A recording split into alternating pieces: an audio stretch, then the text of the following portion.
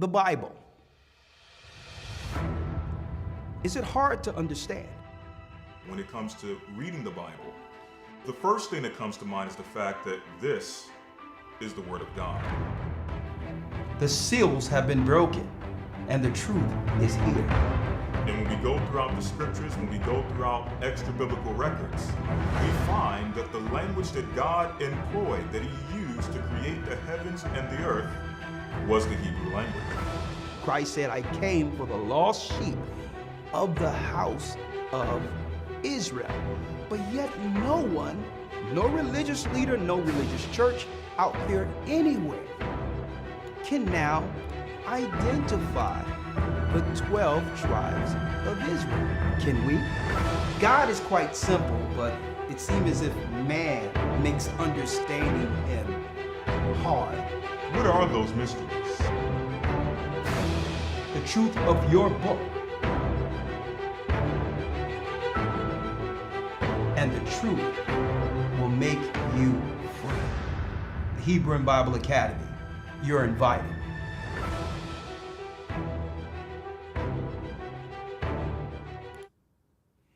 Shalom, shalom, brothers and sisters. Shabbat shalom. I'm the elder of the Gathered of Christ Church, Elder Ricard. Blessings to all my brothers and sisters throughout the four corners of the earth. And yes, we're in for a very, very blessed lesson this Sabbath. Of course, you know, hit the like button. Without any further ado, that's right, starting tomorrow. Before we begin, let me just let you know, just as a reminder, that our Hebrew and Bible Academy is open and classes will begin tomorrow, 9 a.m. sharp. If you've been wanting structured, sound teaching so that you can grow at your own pace, now is the time. If you haven't enrolled yet, feel free to email us at gatheringas1@aol.com. That's gatheringas1@aol.com. You can email us or go to historytimes.org to enroll. Beginning tomorrow, December 21st, to break the spirit of their Saturnalia between Christmas and New Year's, okay? Satanaria. We're going to break the signal by bringing in the truth. Here, not just only within this channel, but 3 months starting tomorrow with our Hebrew and Bible Academy. The theme will be Beyond 2025, Hope After Armageddon. Hope After Armageddon. A great 3 months. You get history, Hebrew, news, and some of the most profound lessons you've ever been a part of or you've ever seen under a quote-unquote Bible structure. We guarantee it. Go to historytimes.org to enroll. So without any further ado, let's go.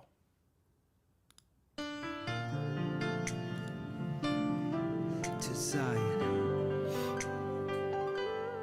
I was lost, but now I'm found. Shalom. I'm a child of Israel. I heard the sound. Please give me the strength to stand today. With my eyes towards the east, show me the way to Zion. I'm on my knees,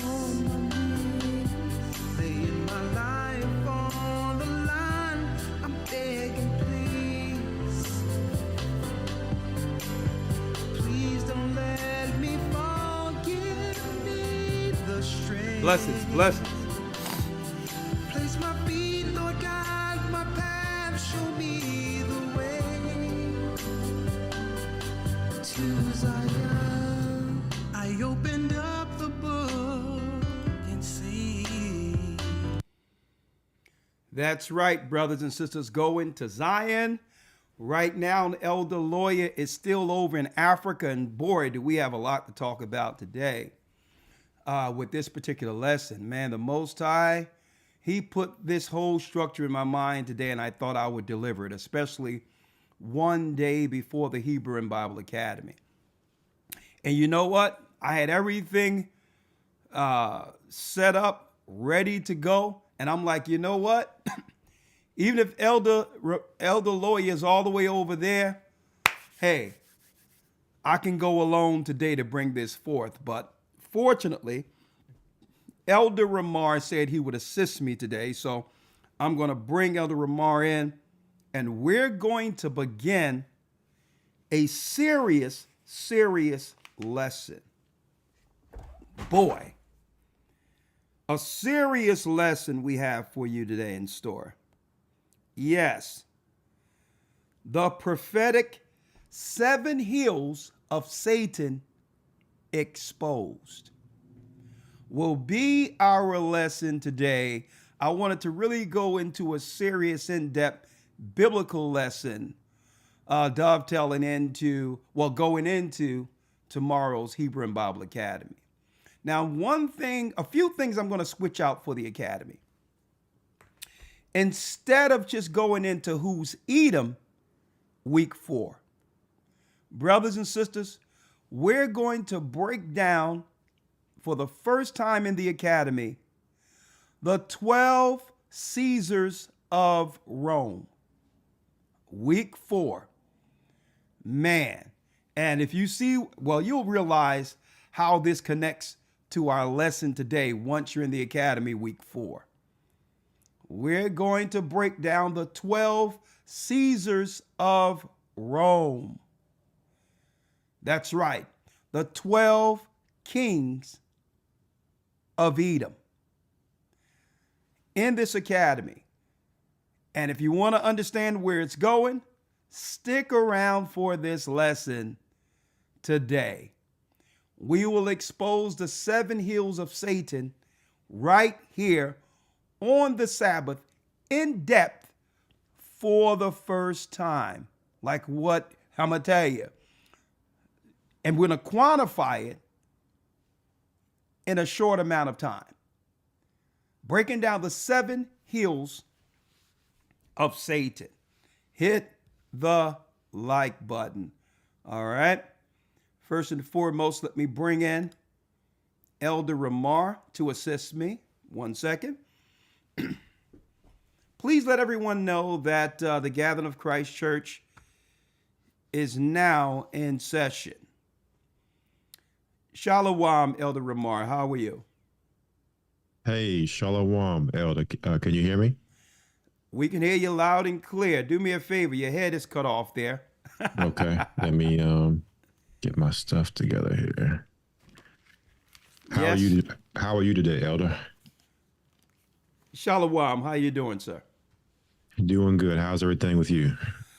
I'm doing well. Blessings. Let me make sure I can bring you in real quick. Man, do I have a lesson in store today, man. I'm going to tell you. All praises be to the Most High. All praises. That's right. Ahaya, Ashar, Ahaya is his name. All right, let's see here. Let me bring you in here. Let's see.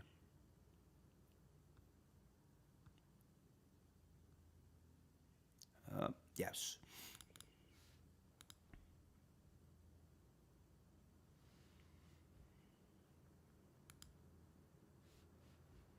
All right, there you go there.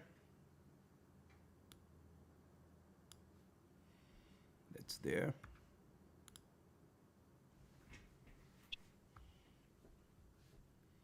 One second, bear with me, brothers and sisters. Bear with me here. Okay, because when we're in it, we're in it. That's right. Might as well make sure everything is set good here. Got that. Got that. Yes. And last but not least,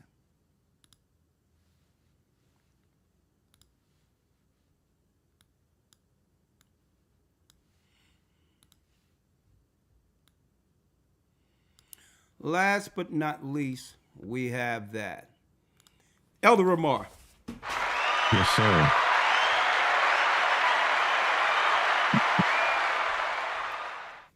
Yes. I put this together today, all praises be to the Most High, Elder Ramar, based on what's going on in the earth right now. Right? The Bible states in the book of Daniel that through policy, Satan shall destroy many, and the book of Daniel is breaking it down. Most people don't understand what's going on with all the people controlled under Satan throughout these countries, how they're being utilized as proxies to destroy God's people throughout the four corners of the earth. It doesn't matter where the people are. Keep in mind, folks, for years, Ramar, we've been hearing this thing, New World Order, and was not able to quantify that order. Because why? We were going to the Satanists set up in America on the evangelicals and Jesuits to give us the correct narrative of the Bible, when really, Elder Ramar, they've been hiding the God they serve, Satan, under Christendom. So what I wanted to do is to bring out the Bible today, an extra biblical text, to bring it all into what?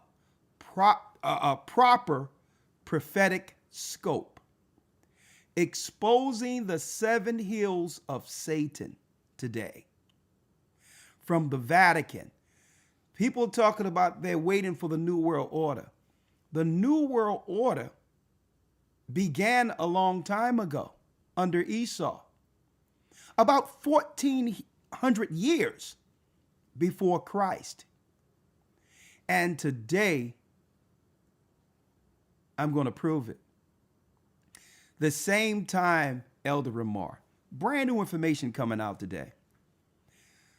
I looked at the historical dates of our Exodus.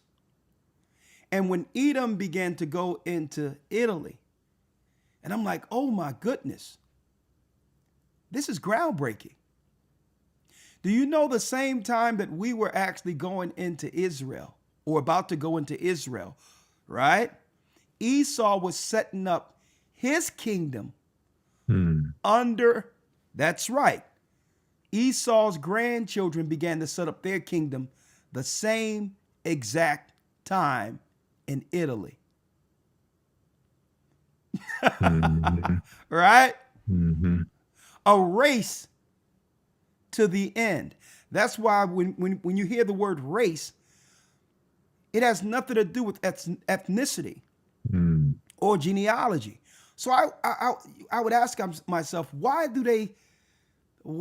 they identifying people on the lines of race?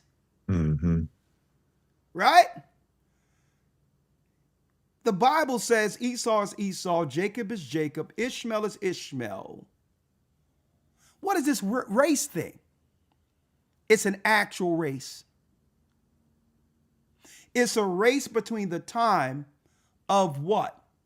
Of the fall of Adam to where the Most High will judge those, the fallen angels, and the people who worship them on this earth. There's a race to that particular time period. And Esau must get rid of Jacob before the prophecy. Mm-hmm. That's the race. Mm. But obviously Esau, being proud, the pride of his heart have deceived him. Of course, he believes in his mind that what? That he's smarter than everyone else, based on the fact that he was able to trick the world through his lies. So here it is. Esau believed that the people are so dumb, they're naive, they don't study. They'll believe anything we tell them. Well, guess what? Their pride have deceived them. So today, what people didn't know concerning Esau, how he was established with the New World Order, all the way to the 7 hills, they'll understand today. And this will set up week 4, exposing the 12 Caesars of Rome. So you ready, young man? Yes, sir. Let's get it. I'm already picturing how is this going to unfold. Oh, yeah. I done laid it out. I have laid it out. All praise be to the Most High. It came to my mind. I got my books in front of me. I got my records all here. And I said, you know what? I'm going to take my time with this.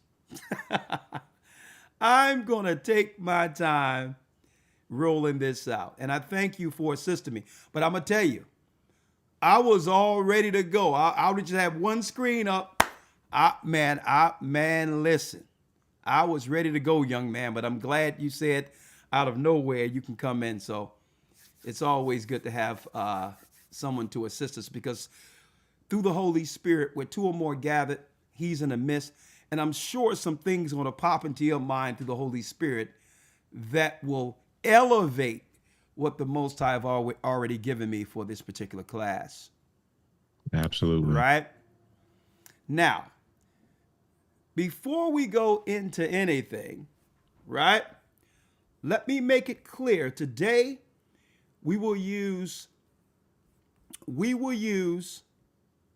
not just the Bible, but the book of Jasher today. But the book of Jasher today, all right? Now, if people don't know out there already, what is the book of Jasher? That is a good question, right? When you hear about the book of Jasher, normally if you go to a Christian pastor or even Hebrews, they're going to try to dissuade you and try to say, well, no, that's not, we must just follow the book. Why? Because they don't know about the book of Jasher, and they didn't realize that the Bible refers us to the book of Jasher. It fills in a lot of blanks, or more so, it magnifies the first 5 books of Moses historically. Okay? It gives you a more so in-depth understanding within the stories we read within the first 5 books. All right? And of course, the Bible refers to the book of Jasher, right? So let me go there first, all right? Now, this is what I don't do. If I tell people it's written in the book of Jasher according to the Bible, and the Bible actually refers back to it, I don't debate or argue what I know is fact. Someone's opinion means nothing. Okay? The word of God means everything. So there's certain things, because what? Everyone isn't going to what? See the truth. You have so many people stuck in their ways, stuck according to the doctrine they was taught, and what? Would refuse to deny that maybe their teachers didn't teach them everything. And through pride, some people don't want to admit that. A teacher can only teach you within the scope of the information the Most High blessed them to convey. It doesn't mean their teacher is evil or wrong or deceptive. It only means your teacher taught the best he could based on the information he studied. But so many people don't want to understand that. They don't want to let that go. Right? They want to believe that my teacher taught me everything and it's the infallible truth. No. That's why the Bible tells us to study to show ourselves approved unto the Almighty. It's not an indictment on someone's teacher if the teacher didn't teach certain things. There's many members to the body. Everyone have their own gift. And it doesn't mean that your teacher tried to deceive you, or the school you went to, or the church you went to, there was a deceiver at the pulpit intentionally deceiving people. Don't mean that.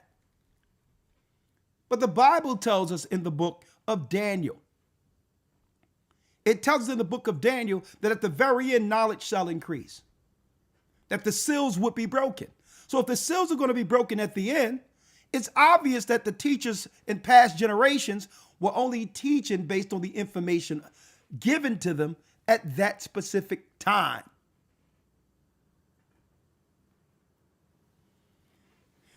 Right? I just want to put that out there because so many people get defensive when you present something to them, Ramar, that they have never heard from their teachers. Automatically, it must be an error or wrong. No, doesn't mean your teacher's wrong. The Most High didn't move them in that area to study. And guess what? That's okay. They did enough to what?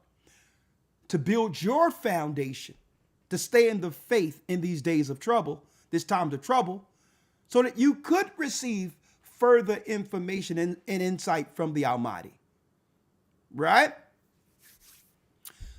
Let's now, real quick, let's go to, real quick.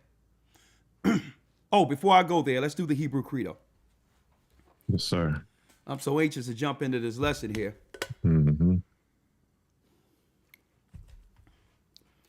Shema Yasha Allah Ahaya, Allahaya Nawa Ahaya Akkad. Shema Yasha Allah Ahaya, Allahaya Nawa Ahaya Akkad. Hear, O Israel, the Lord our God is one. Hear, O Israel, the Lord our God is one. Okay. Real quick now, let's go to the book of Joshua. The book of Joshua 10, verse 13. Joshua 10 and 13 out of the Bible. 1 second. Let me do this real quick here.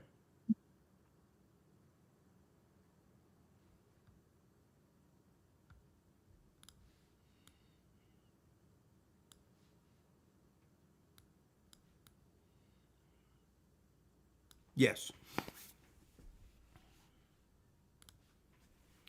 Thank you.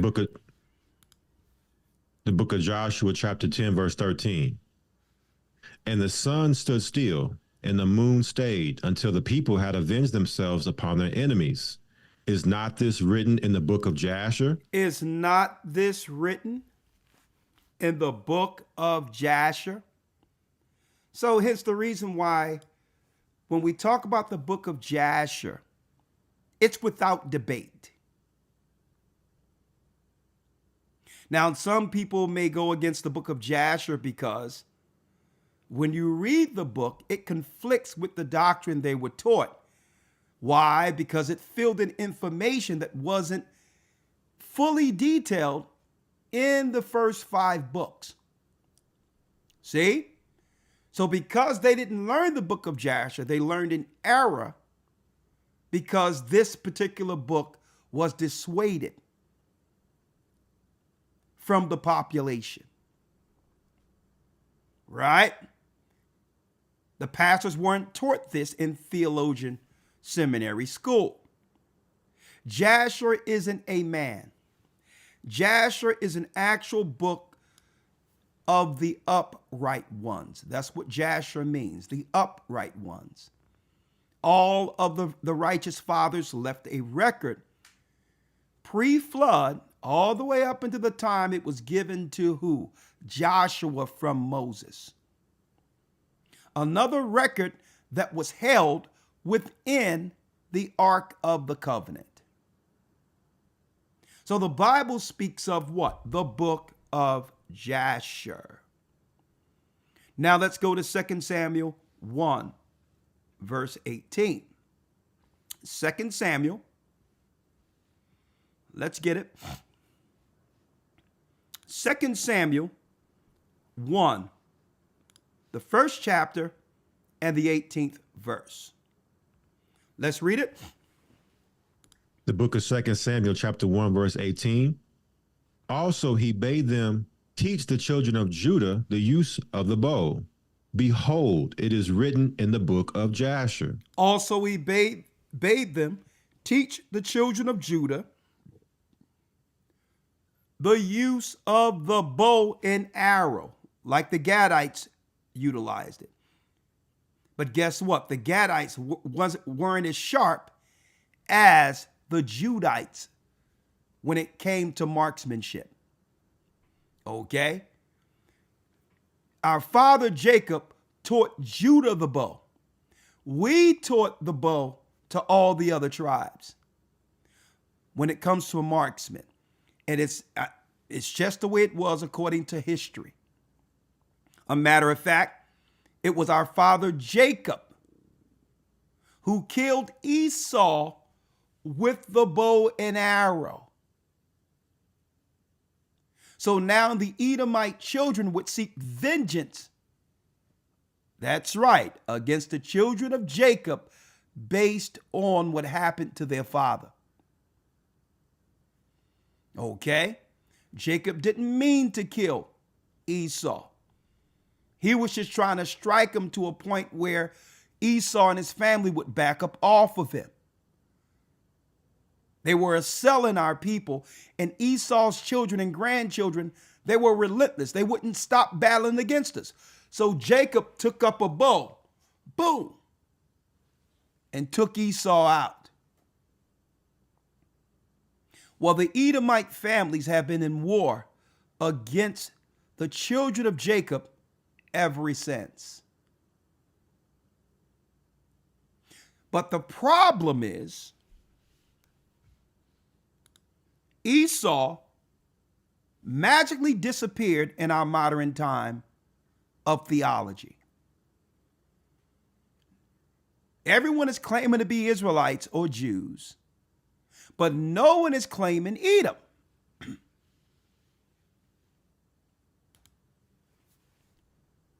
Ramar, I wonder why.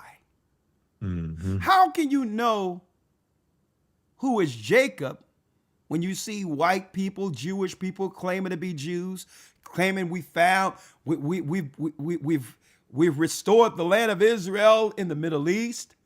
How can you know Israel and not be able to identify Edom? Right? Unless it's intentional. Unless it's intentional, because what? They say you keep your friends close, but your enemies closer. Mm-hmm. So if you're Israel, wouldn't you want to identify before the world through your theology and point out your mortal enemy as Edom? Why is there so much ambiguity with Esau? Mm-hmm. Right? So I wanted to put that out there first so that no one is alarmed, being fairly new, that might see us going into extra biblical texts like the book of Jasher today. Right? That's page 299. But let's go here real quick so I can show everyone here 1 second before diving in what I have here. Yes. I so happen to have the original reprint of the book of Jasher that was translated in 1840. Make sure if you get a book of Jasher, you get the original Jasher. 1840. Okay? And it says what? Faithfully translated from the original Hebrew into the English. Just like the Old Testament is translated out of the Old Hebrew, well, guess what? Jasher was translated from the Hebrew into English in 1840. It so happened when the Most High began to show forth this ministry, I was able to order the books from Utah, and I was giving them out to people in the inner city. One day I went to order a stack of 50, right, at a very reasonable price, and come to find out online, it stated, what? An error on the page. This particular publishing house is no longer publishing books. Now, check this out. That happened, brothers and sisters, in 2007. 2007, I was ordering these books out of the original Hebrew, and I still have some here. I have some of them are falling apart. It's probably on my bookshelf somewhere. I have to find it. Let me see if I see it here. I don't want to waste too much time. But I still have some of the original books that I was ordering from there. So I started giving these books out in Philadelphia. It was so profound what I was reading out of the book. It started filling in all the gaps. And then one day I went to order 50 more. On the web page, and the web page came up blank and stated, this publishing house no longer is publishing books. Because I wanted the original. Mm-hmm. You know, they started looking into this one order that was going to one address. Mm-hmm. Like, who's this person ordering all of these books? Because usually an individual, Elder Amar, order one book for themselves. Right. Who's this person ordering all these books? Obviously, it's not for him. Okay? They say, and you know, they got together and say, shut it down. Mm-hmm. Because this is going into a predominantly black neighborhood. Nah, we can't have them understanding the full truth. Mm-hmm. Right? Plus, if you look at it, you ordering it in bulk like that and you're giving it out, they can't track who's getting what because it's all being purchased from one person. Exactly. It was such a wealth of information that I said, you know what? I have to give this out. And I started giving out the books. Right? I just started giving them out. Right? So now, out of the original text, we're going to be talking about this today. But now, I wanted to put that out there so people will understand that the book of Jasher is referred to in the Bible. The Bible refers you to the book of Jasher, which means you read the book of Jasher, and any error that you thought concerning the narrative that you was taught, you must change that. Because now you have detailed information to give you the correct narrative for that time. So if you've been taught some doctrine that conflicts with what you're reading with the Bible and the book of Jasher, that's not the Most High's fault. Okay?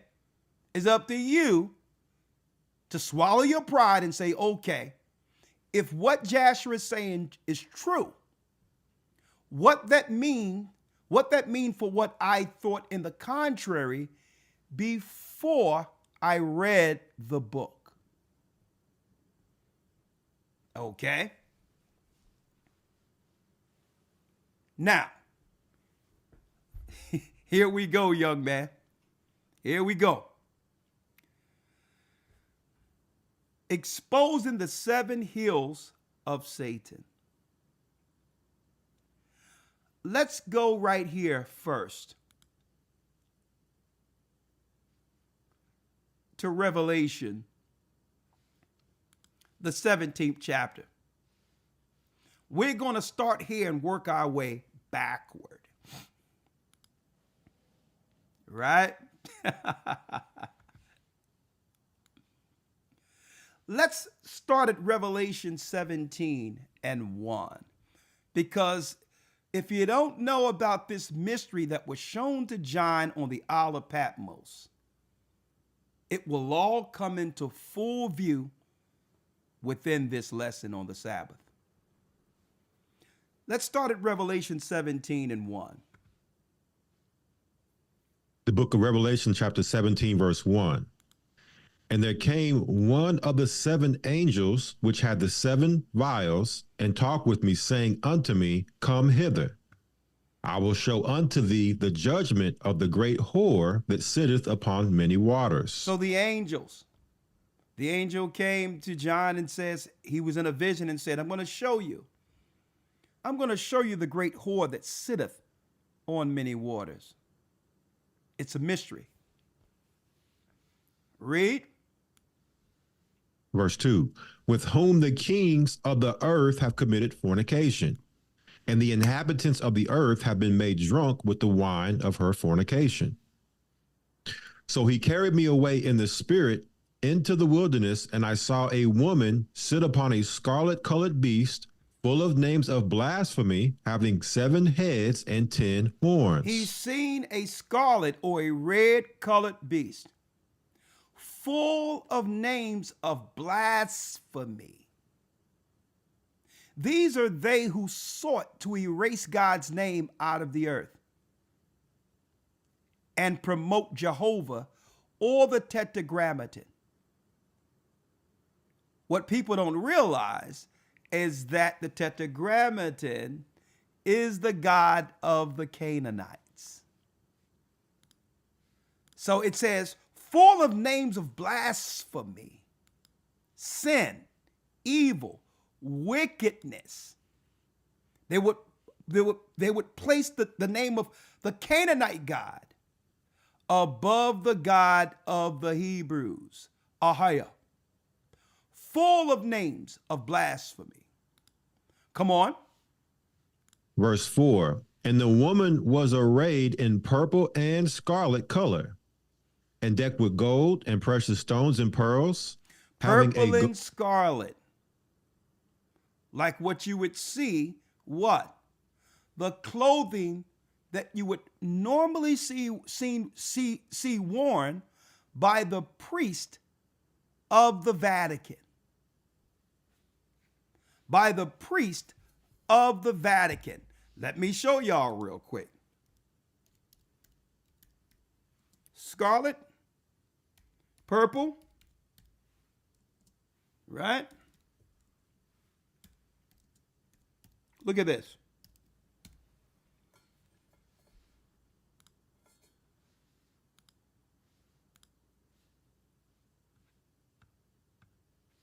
Let me show you here.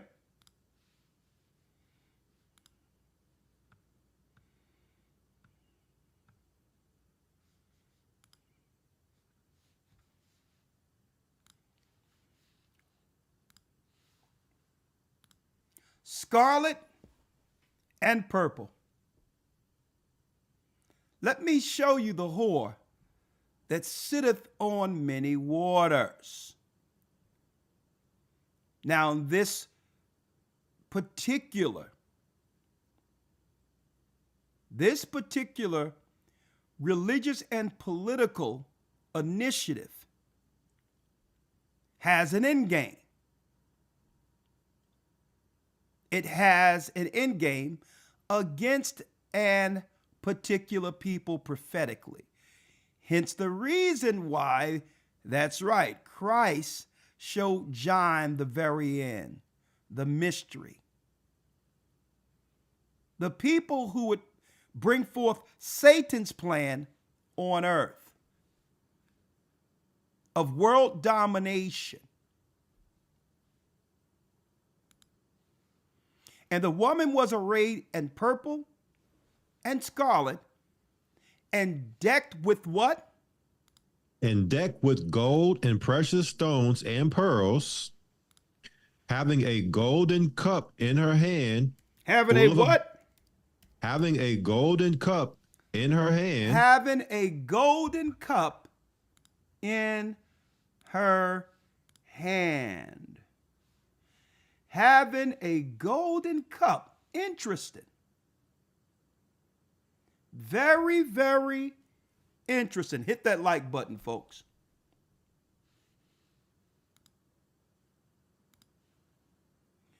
We have what? Scarlet, purple. We have also the golden cup. Scarlet, purple, the golden cup. Read. Having a golden cup in her hand, full of abominations and filthiness of her fornication. Filthiness of her fornication. That means this particular harlot shown would promote debauchery, fornication, evil, pedophilia. They would promote what? Lawlessness. They would work against the laws of Moses. The morality in Christ. Why? Because if they can weaponize sin against the world, think about it. They use sin as a weapon to take God's protection from those they are seeking to destroy. So this is an organized chaos. They're not just promoting sin just because they're sinful, which they are anyway. But they're promoting sin because through sin, it takes the protection of God off of people. So they would need to weaponize and take this and promote this sin throughout the earth to what? To actually accomplish their final objective. And you're going to hear about what that objective is in a moment. Right? And the woman was arrayed in purple scarlet, decked with gold and precious stones and pearls, having a golden cup in her hand, full of evil, abominations, filthiness of her fornication. Read. Revelation 17, verse 5. And upon her forehead was a name written, Mystery Babylon the Great, the mother of harlots and abominations of the earth. And the abominations of the earth. And this is why they would like us to believe this is just talking about America. Because it throws people off of the scent. Right? When it says mystery, Babylon, the great mother of harlots and abominations of the earth, what makes her a mystery? The mystery is because the people don't understand the family who's promoting Satan's religion. The family's name, according to the name God gave the people who's bringing forth Satan's will on earth. That's the mystery. Who are these people that are promoting, or who are promoting, the religion and the world dominating plan of Nimrod? That's the mystery. If we knew, we would separate ourselves and not trust such a people. Right? Think about it. These people are very intentional. They have an objective. While the whole world are operating like trusting sheep, not realizing these people's objective. Why? Because we never went into the Bible and broke down the mystery to identify the people getting used, who are being used by Satan against all the nations in the earth.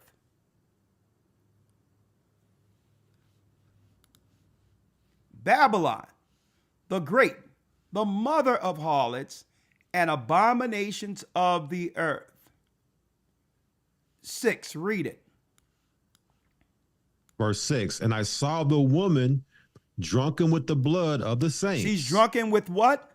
She's drunken with the blood of the saints. She's drunken with the blood of the saints.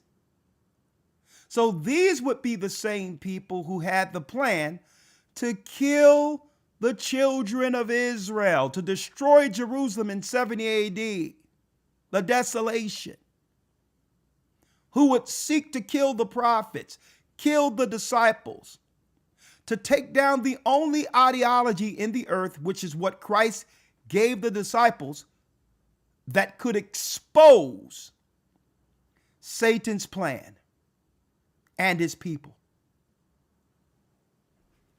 See? How can we listen to these people concerning Christ when they're the same people who killed Christ, who killed the disciples?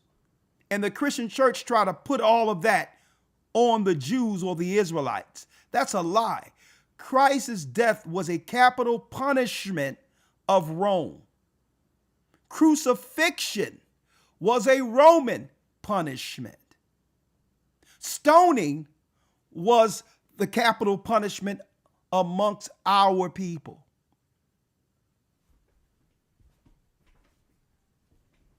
So you notice the Christian church, even the Jewish religion and all that, try to put it on. They try to claim the Jews killed Christ. Well, it was a capital punishment. A capital punishment of the Romans. See? So you got to watch how slick they is. They always try to blame Christ's death solely on us. When it was a Roman, what? That's right. It was a Roman capital punishment. They're guilty of the blood of Christ. That's right. Pontius Pilate had a plan. He said, I'm going to give you Barabbas or Christ. Surely they're going to pick the good man, right?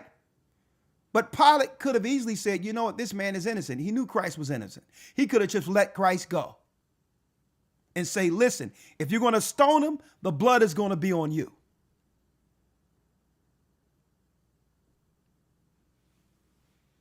Right? But it tell you that what? I saw the woman drunken with the blood of the saints. These are the people who are responsible for Christ's death, the disciples' death. And after our people were scattered throughout the earth, they hid their true identity by claiming to be Jews and or Christians. Right? And then they would hide themselves altogether so that no one would realize that the modern day people in Europe are Romans. This is how they purposely hide in the blood of the saints before the world.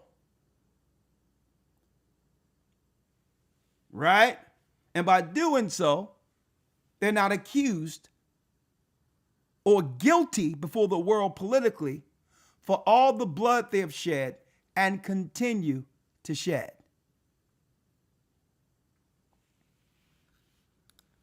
And the woman was drunken with the blood of the saints and with the blood of the martyrs of Yeshua. And I saw her, read. And when I saw her, I wondered with great admiration. And the angel said unto me, wherefore didst thou marvel? Revelation 17:7. The angel is asking John, why are you marveling?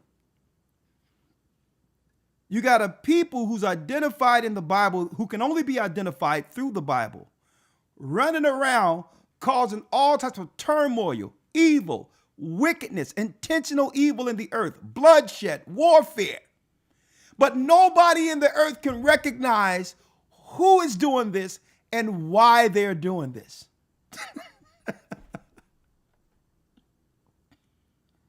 So John marveled at this beast. Like, hold up. It's clear what's going on. Why is no one stopping these people? And folks, This is the pride of Esau of why he believes he can get away with anything that comes to mind that he knows is wicked and evil against humanity. Because he can do it in plain sight, intentionally, without any recourse, without any consequences, without people coming together and saying, you know what? We're not participating in this evil anymore. So he thinks he can get away with anything. Right? It's called psychology. Mm-hmm. The study of men's behavior. The study of civilizations and cultures. They're not studying this because they're interested in people's culture or in people's history. Right? To respect and to what? To build a cohesiveness based on the knowledge they learn concerning people. They study culture. They study history. They study civilizations to find the weakness in people, to find how they can trick people. That's what their universities are for. Okay? So here it is. The angel say, why are you marveling? Why marvel? Let's read it. And the angel said unto me, wherefore didst thou marvel? I will tell thee the mystery of the woman and of the beast that carrieth her, which hath the 7 heads and 10 horns. I will show you the mystery of this nation. 8. The beast that thou sawest was and is not, and shall ascend out of the bottomless pit. So the beast that you see was and is not, and will ascend out of the bottomless pit.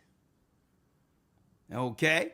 When it says ascend out of the bottomless pit, they're just talking about the spirit that's in full control over this particular harlot.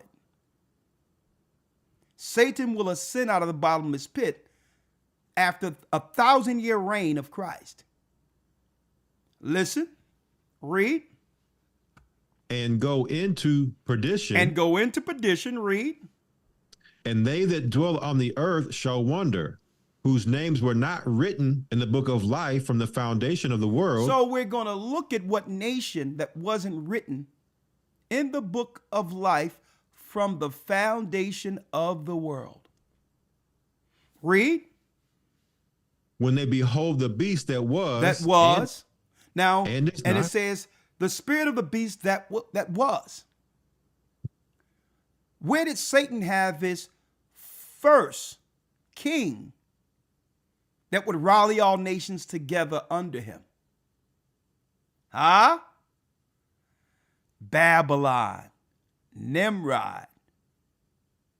So it has the same religion and ideology as the beast that was. Babylon, Nimrod. That's why Esau celebrate Christmas, Easter. See? It's the same religion of ancient Babylon. See? Y'all follow me? So the beast has a spirit or a religion that brings all nations under Satan's power to do his will on earth. So the angel told John, I'm going to show you the beast that was.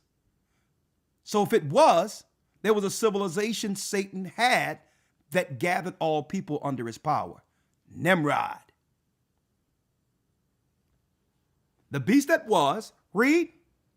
And is not. And is not, because no one could recognize the power that's going from one nation to the next. It was, it's not, because it's not Babylon anymore. But what? And yet is. And yet is.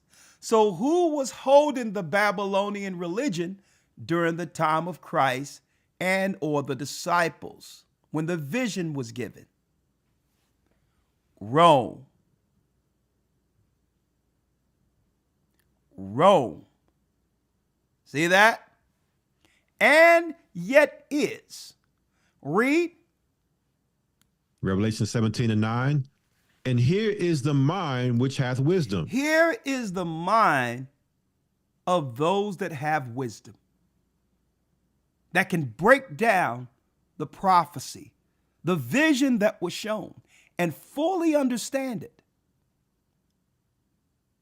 Here is the mind of those who can see this. Read. The 7 heads are 7 mountains. The 7 heads are 7 mountains on which the woman sitteth. On which the woman sitteth. Hold tight. If you have wisdom to understand, the Most High through Christ is given revelation to understand the people Satan have always used to bring forth his power up until what? Our modern time. They would hold the religion of ancient Babylon. They would seek the blood of the saints. There'll be the people who are responsible for the fall of Jerusalem in 70 AD. Under who? Vespasian and his son Titus. Right? But here's another clue. 7 mountains. The 7 hills of Rome. She would sit on 7 mountains. Right? Here's the mountains of Rome. They had what? Temples to worship Satan in all of these regions. The Aventine Hill, the Palatine Hill, the Capitoline Hill, the Quaternion, the Quirinal Hill, the Viminal Hill, the Esquiline Hill, and the Celian Hill. All 7 in Italy. Here's the mystery.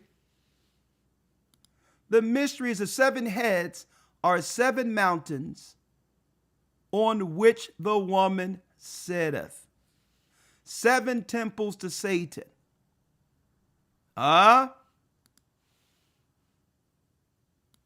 It's quite interesting what they get in the day, huh, young man?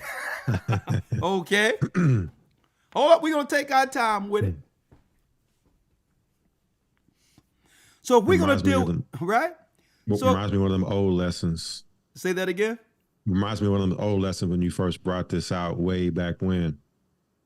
Hey, that's the spirit the Most High put on me this morning. So that we can bring it into full view so that our people can understand the danger we were always under. These people are intentional with an objective. Their objective is what?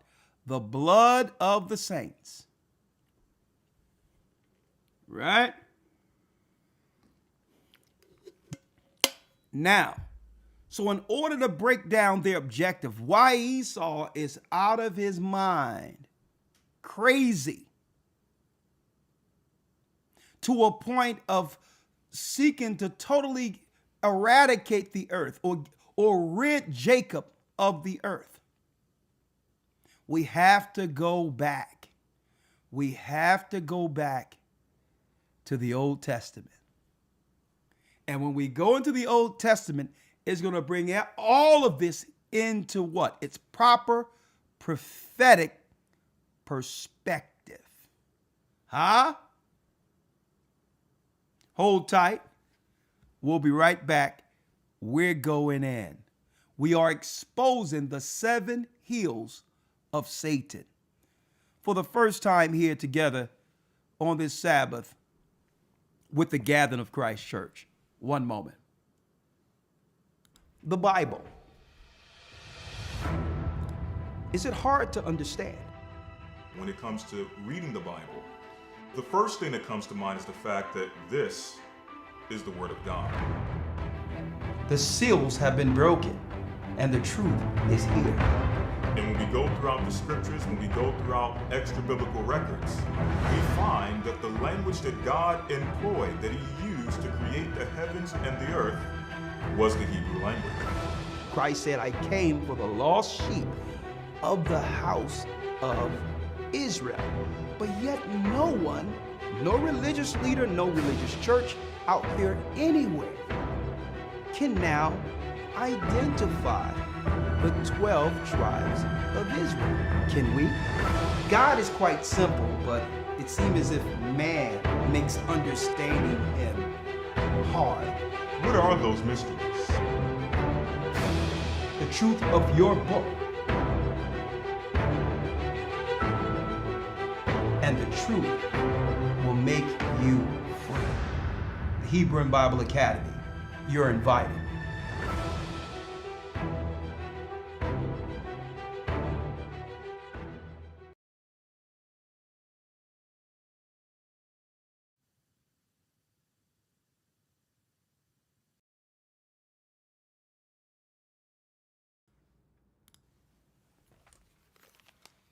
Okay, you with me, Elder Ramar? Yes, sir. All right. Let's go to Genesis 25.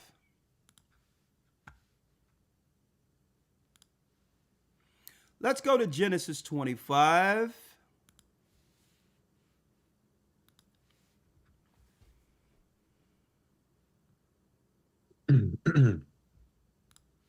Genesis 25 and 21.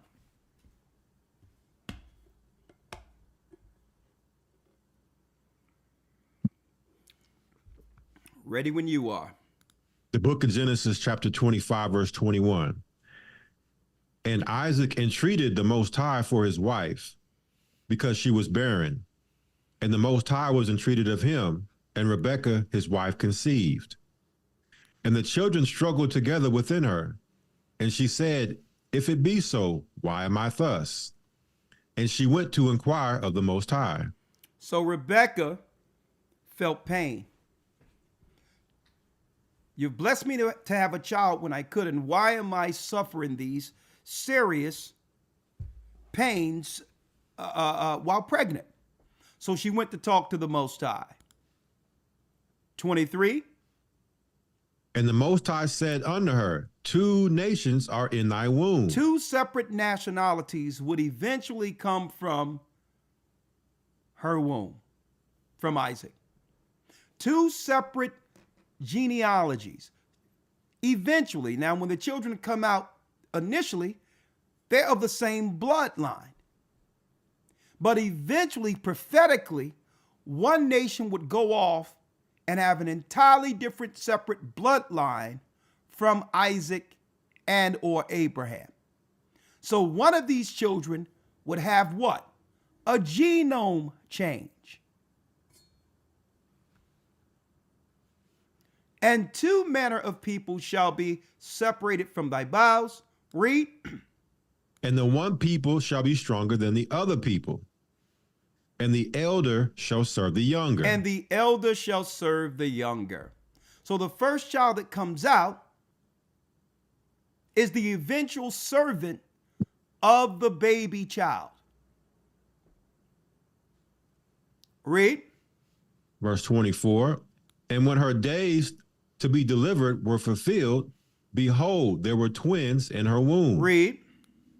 And the first came out red all over like an The hairy first came garment. out what? The first came out red The all first over like a hairy came garment. out red all over like a hairy garment. So they're not white. There's no such people as white people. Their hair is white. See? Now, when you look at the red vesture on the Pope here, is his skin color closer to his red vesture or his white hair? So there is no such thing as white people. Okay. The first came out what? The first came out red all over like in hairy garment. That means from head to toe. And remember, this was the child, the first come out. That's right. This is the child whose children would one day have to serve the second child's children. Prophetically. That means the world to come, Christ's kingdom, the elder must serve the younger.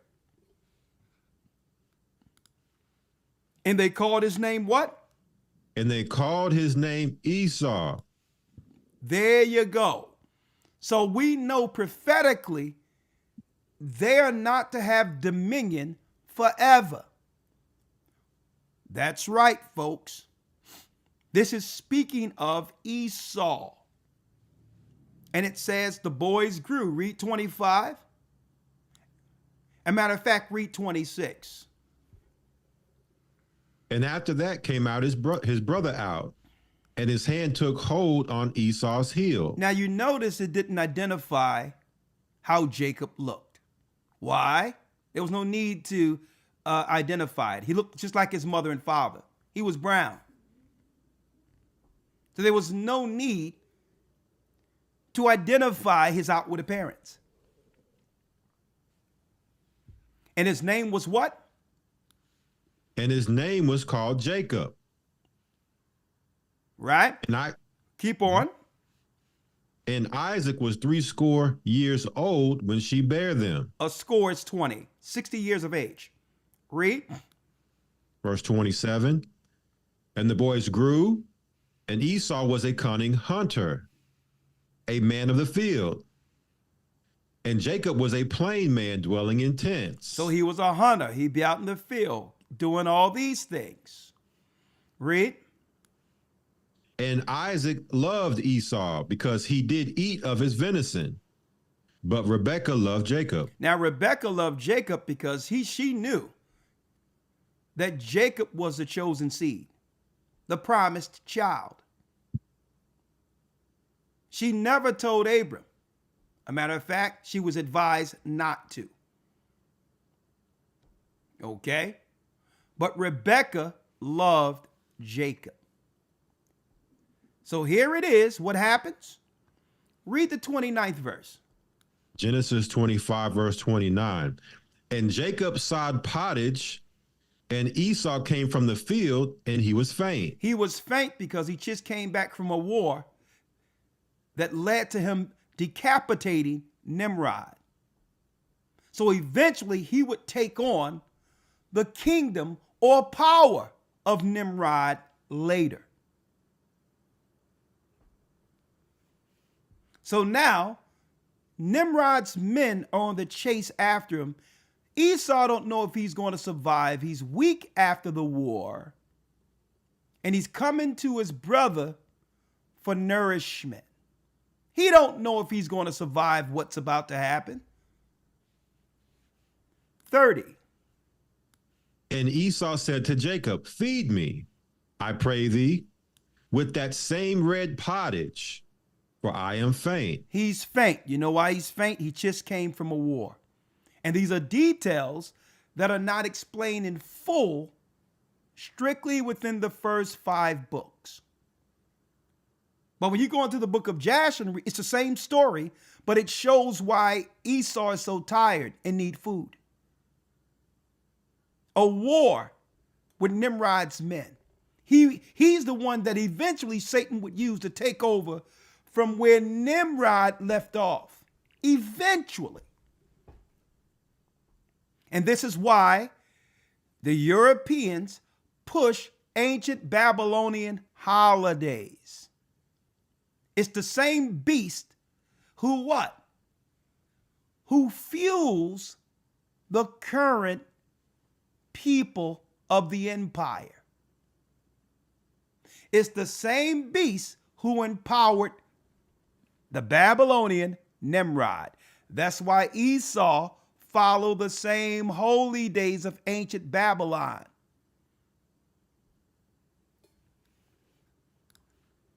Therefore was his name called Edom. Therefore was his name called Edom. So now 2 nations are in thine womb. One would be Jacob, name turned to Israel. The other would be what? The older brother, the red brother, who now name would be turned to who? Edom, who would become what? 2 separate nations. The Israelite nation and what? The Edomite nation, as was shown Rebekah in the prophecy. Right? Now, if you will, let's now go to Genesis 36.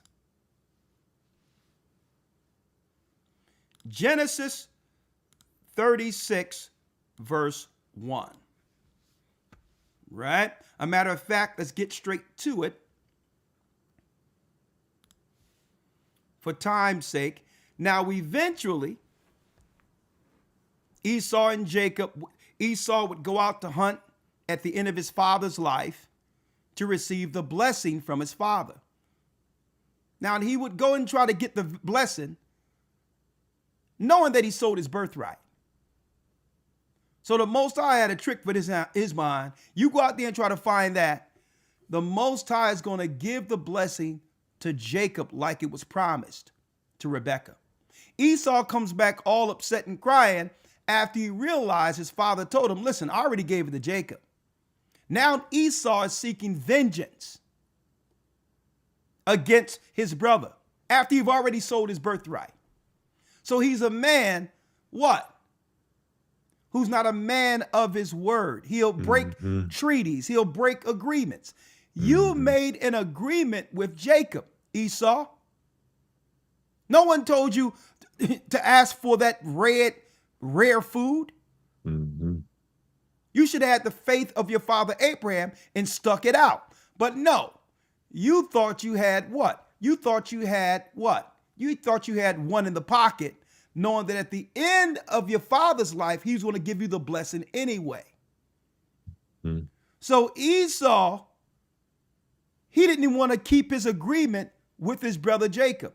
If you sold his birthright, he was supposed to go to his father at the end of his life and say, I cannot in good earnest receive this blessing. I got in a jam years ago and I sold my birthright to Jacob. Bless my brother Jacob. That's what Esau was supposed to do. But he don't honor any agreements. He'll go into an agreement that benefits him at that time, knowing that he's going to break the agreement later. The Most High had something else for him. You know what's interesting, Elder, is that the Christian church likes to highlight the fact that Jacob tricked Isaac into this blessing, but they never talk about what you're talking about right now, how Esau made an agreement and now he's trying to cash in on an agreement he made for something that he already gave away. Exactly.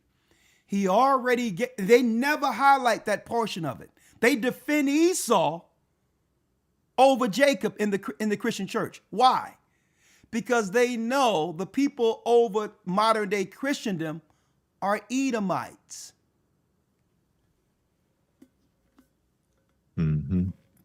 You done sold your birthright, man. What are you doing getting the blessing?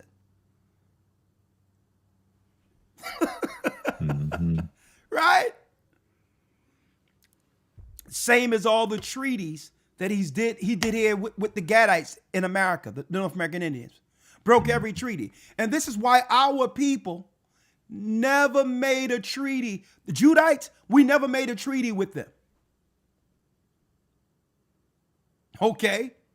Even when we linked in to the Seminoles in the Florida Wars and all that, when we escaped from the South and became the Seminoles with the Gadites, we made no treaties with them. We're like, nah, you're going to give us equal rights under the Constitution, or this whole thing slows up. We'll be a thorn in your side, throughout the whole time of this empire, if you would like. Mm-hmm. Okay. Esau didn't give us rights under the Constitution out of the goodness of his heart. Like, listen, you ain't going to sell no tobacco. You're not going to sell anything. Man, the seminar, man, we were going back and forth. We had spies within the plantations and all of that. We would foil you the plans by taking certain trade things at the dock and using it for ourselves. They hide all of that information of why they actually had to make us equal citizens under the 14th and 15th Amendments. They hide all of that. That's why Judah, we never made an agreement with them. We never signed a treaty with them.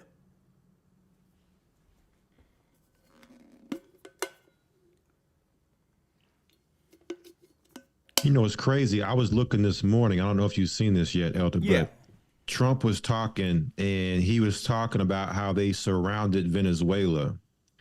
And he was saying how Venezuela stole our oil and we're here to take it back. And I'm like, what oil? You talking about the oil in Venezuela that is in their land? That's your oil? So just this whole talk is just spilling over into just present day, hearing this recent news. Exactly. And that's why you can't make an agreement with them. The Bible tell you there's no, they're doing their agreements is to benefit them for that time. That's it. It's a truce. It's not an agreement. That's a clear difference. It's a truce, not an agreement. Because what? Esau believed that what? The whole earth he's entitled to based on his brother Jacob stealing the birthright. That's what makes Esau entitled to say Venezuela, that land is ours, or this earth is ours, because under the promise, the whole earth under Christ's kingdom will belong to Israel. So they're not telling people why they feel entitled to the land. It's based on this prophetic promise where Esau came out first, and he thinks what? That he was done wrong by our God, so he's going to take what the firstborn should have received from the beginning. He's not telling people this. And see, and that's why I tell you, but the Most High exposes him. If it wasn't for the Bible, Esau would have gotten away with this. Okay, he would have gotten away. But now, let's bring it into Esau becoming another nation now, right? Let's go to Genesis 36:1. A great point, by the way. Thank you. Yes, sir. The book of Genesis, chapter 36, verse 1. Now, these are the generations of Esau, who is Edom. These are the generations of Esau, who is Edom, right? Now let's go down to the 8th and 9th verse. Verse 8. Thus dwelt Esau in Mount Seir. Esau is Edom. Esau is Edom. Come on. And these are the generations of Esau, the father of the Edomites in Mount Seir. The fathers of the Edomites in Mount Seir. The Most High showed Rebekah, 2 nations are in thine womb.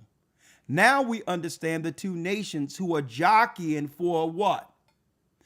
Power and control over the earth according to prophecy. Right? So now, either Jacob will rule all nations or Edom will rule all nations. Once Jacob sinned against God and we had to go through the prophecies of serving the other nations for a time, Esau by default gained world domination through bloodline. And that is their new world order. That's their order. Two nations now. Now, this is where it gets quite interesting. He had to go to Mount Seir, where Yahweh or Yehovah, not Christ, was being served. Satan was being served at Mount Seir. Let me show you this.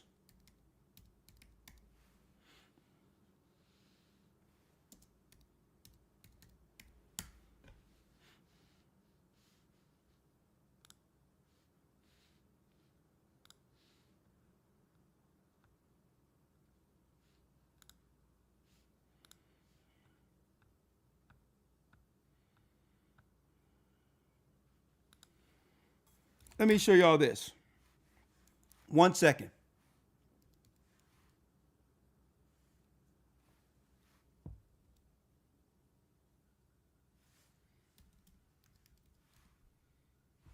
Look at this.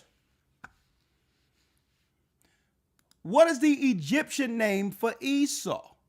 It's the Sasu or the Sashu. Look at this. Look at this here. The Sasu. Who are the Sasu or the Shasu, which is the Egyptian name the Egyptians gave the Edomites? Well, look at here. Look at this.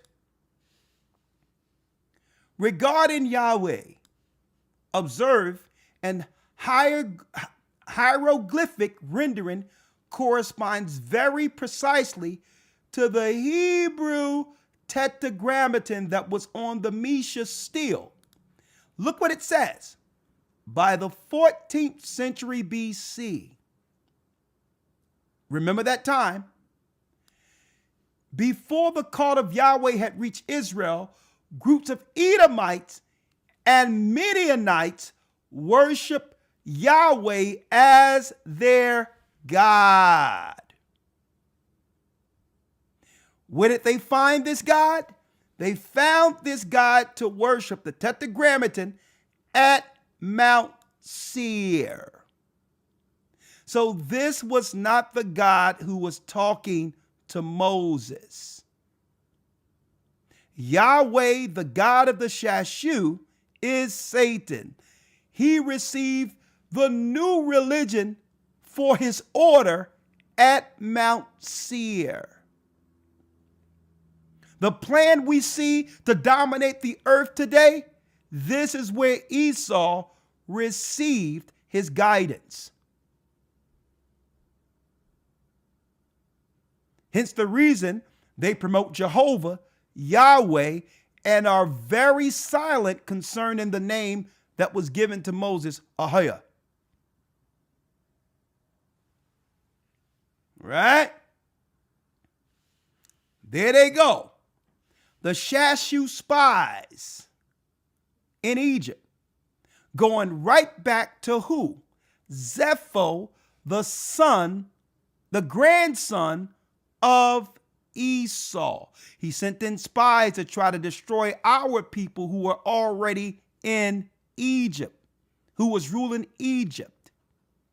Joseph and the brothers. Esau was sending spies. Zepho, that's right, the grandson of Esau, is now seeking revenge because our people are being exalted over all of the Mesopotamian area, the Mesopotamia kingdom. Now there's more, if you will.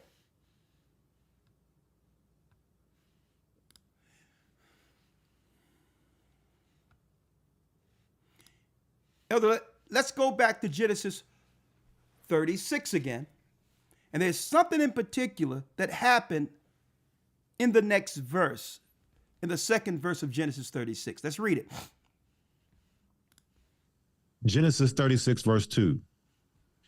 Esau took his wives of the daughters of Canaan. Of the daughters of Canaan, read.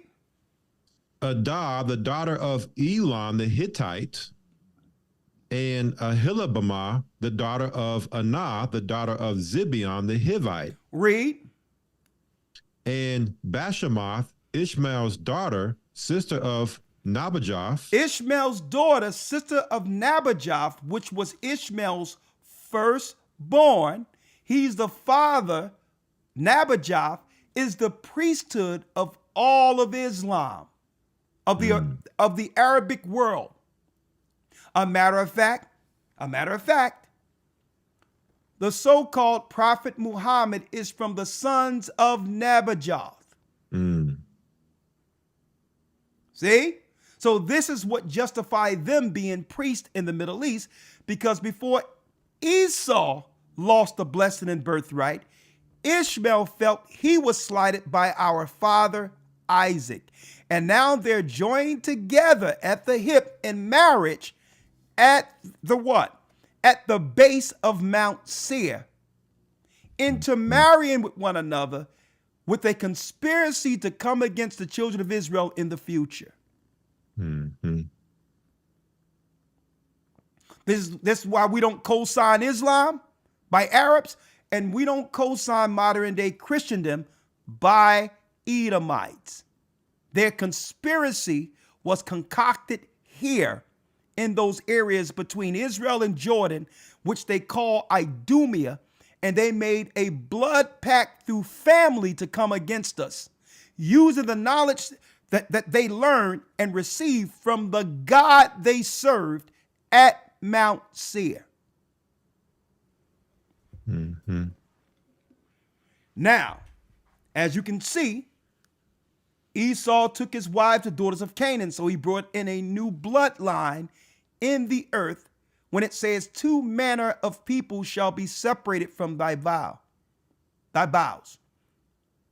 and two nations shall come from you. Now Esau created a new nation with him being part Shemite and part Hamite through this family line that would become the princes and kings and queens and dukes we see in Europe today. And here it is. Through this, Bashemoth's, Ishmael's daughter sister, the sister of Nabajoth, she now bring forth a child. She started bringing forth a separate family. One family Esau would be part Nephilim through the Canaanites, and there was other families who would just be families through Ishmael. And those families rule the United Emirate today. It isn't Ishmaelites who rule the United Emirate. When they say, hey, we need to go over Dubai and all of that, it's Ishmael who assisted Esau, who's ruling, through the children of Bashemoth, who had children with Esau. Esau is the United Emirate. He's ruling Dubai. So when you see people talking about taking a flight to Dubai with the sheiks doing all that nasty stuff to them, those are Edomites. Those are Edomites. And when you look at them, Elder, they're very pale too. They're not like your typical darker skinned Arabs. And that's interesting that you're saying that, because it so happens we've lived over in the Middle East to know the difference. So when you think about Dubai and the sheiks and those that are really running things and the princes and kings who's negotiating over here, these are Edomites through that relationship at Mount Seir. Right? Now, here's something that's even more interesting than that. They can't play dumb anymore, right? Because the Bible tells us that man of sin would be revealed. Biblical Archaeology Society. What is this? Jews and Arabs descended from the Canaanites according to DNA analysis. No one can put this together unless you've read Genesis 36 to see when they first colluded together at Mount Seir after Esau lost his blessing. There was no land for Esau, so he would have to go into Mount Seir, having no land. He conspired with Ishmael.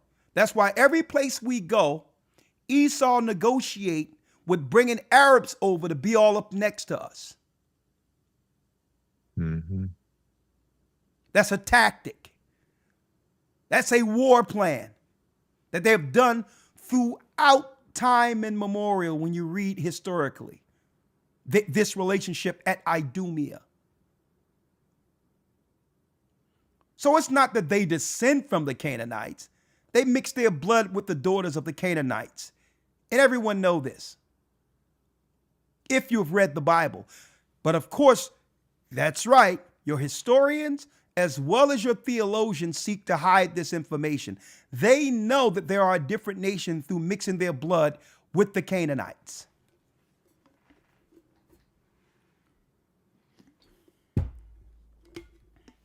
Someone asked, can we please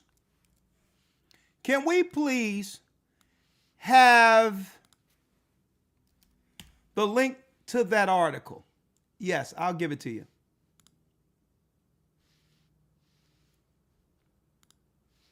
And I'm showing y'all folks, a lot of y'all don't know what y'all be missing in the academy. So I'm sort of giving y'all one of those academy type lessons to let people understand out there who think the academy is just another Bible study of how in depth we go in when it comes to these lessons. Okay? There's the link. There's the link for that. Okay? So it's not that they descended from Canaanites. Their bloodline was changed by dealing with people that God told Abraham and Isaac and our families not to deal with.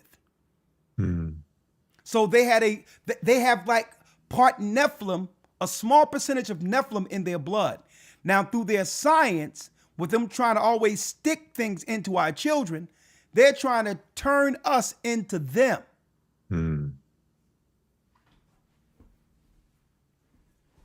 They're trying to turn us into their genetics. Think about World War II, Elder, with I don't even know what I want to say his name. The actual guy in Germany, the ruler in Germany, and the Aryan race that he was speaking about that they were looking to create. Yeah. So I just comes to mind with what you're saying. Yeah, so they'll do it through their science. That's why I don't trust none of that. Like, nah, keep that for your people. We good. Right? So now to see what Esau will do under his lesser magic, he have to drop the truth to you so that no one can claim he lied. But who's actually looking into this history to be able to identify what we're breaking down today? So they'll put it out there. It's like, we put it out there, the people just weren't reading. They weren't looking. See, but that's why you have watchmen, you have teachers to connect the dots for you. So they became another nation in where? At Mount Seir. Right? Now, there's one person I want to bring out in particular. Real quick. Right? Let's bring out real quick. When you go to Genesis 36, let's read some of the sons of Esau. A matter of fact, it's one son in particular that I would like to highlight. Right? Read the 8th verse. Genesis 36:8. Thus dwelt Esau in Mount Seir. Esau is Edom. Read. And these are the generations of Esau, the father of the Edomites in Mount Seir. In Mount Seir, read. These are the names of Esau's sons: Eliphaz, the son of Adah, the wife of Esau; Ruel, the son of Bashemoth, the wife of Esau. Read.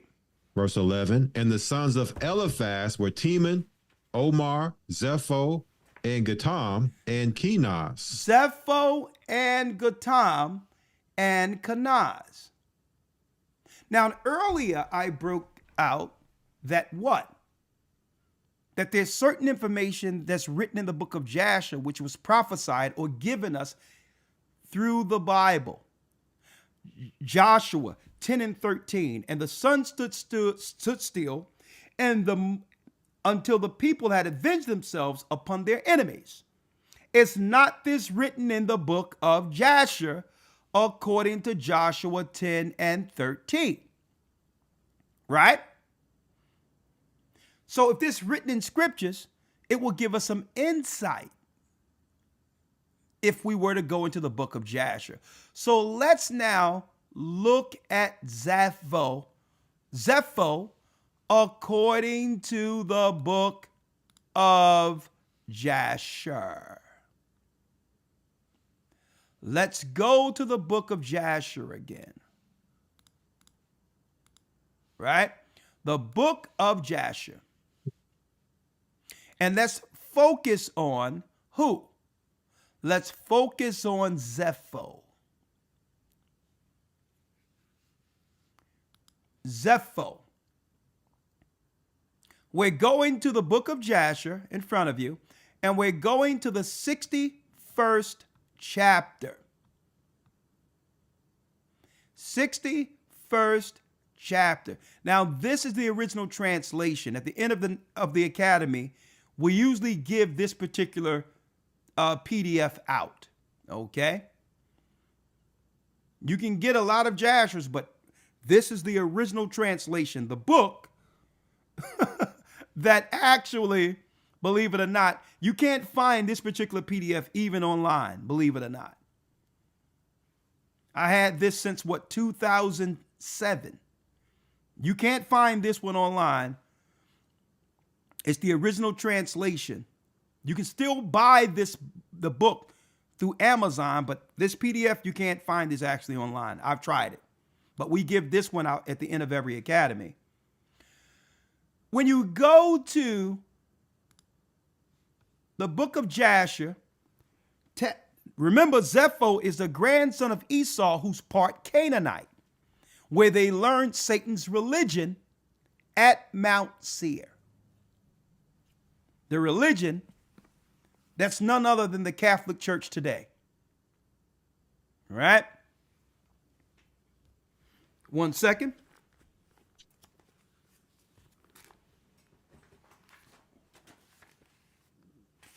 I'm going to go down to the 25th verse.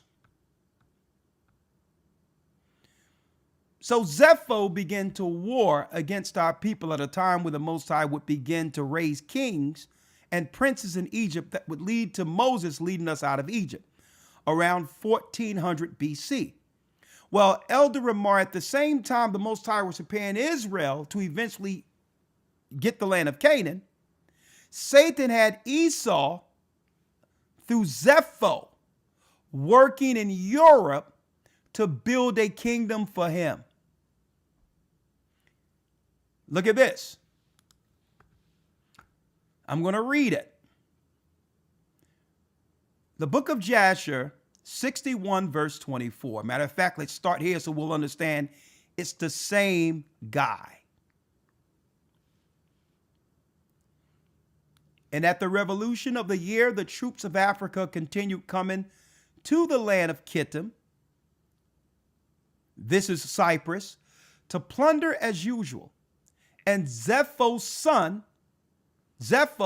son of Eliphaz, Genesis 36, heard their report. And he gave orders concerning them, and he fought with them, and they fled before him, and he delivered the land of Kittim from them. 25. And the children of Kittim saw the veiler of Zepho, and the children of Kittim resolved, and that they made Zepho king over them. This is Esau becoming a king over a European country.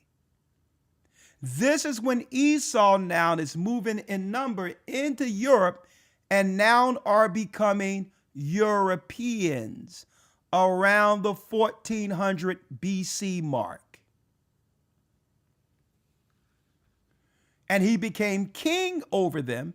Whilst he reigned, they went to subdue the children of Tubal and all the surrounding islands, the islands of Greece. And their king Zepho went at their head, and they made war with Tubal and the islands, and they subdued him. And when they returned from the battle, they renewed his government for him. And they built for him a very large palace. Folks, that's your Vatican, the throne of Satan. 1400 years before Christ was born, they were building what? They was making the religion on earth that they learned at Mount Seir. And they built him a very large palace for his royal habitation and seat. That's your papacy. And they made a large throne for him, like they give the Pope. And Zepho reigned over the whole land of Kittim and over the whole land of Italia 50 years. 50 years. Look at that.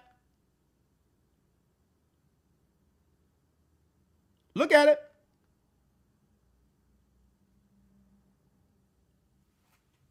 See that? This is how Esau got into Italy. All right?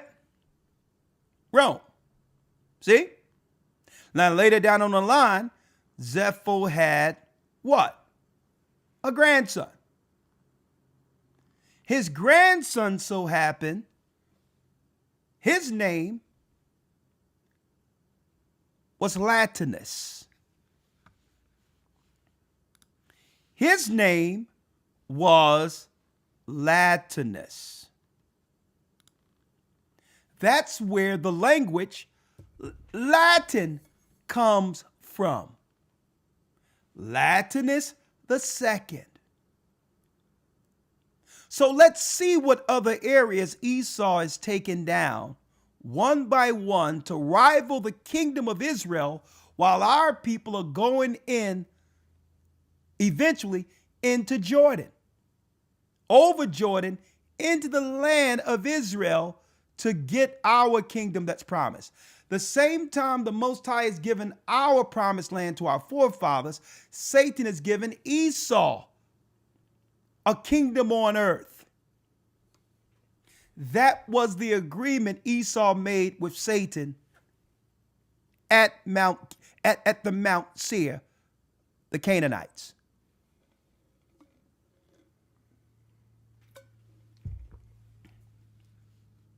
Now, for the sake of time, I can only touch on this before going back into the Bible, but I'm connecting some dots for you all. Right? So, when you go to the book of Jasher, let me go to the 90th chapter to get to Zepho's grandson, Latinus. Right? Latinus.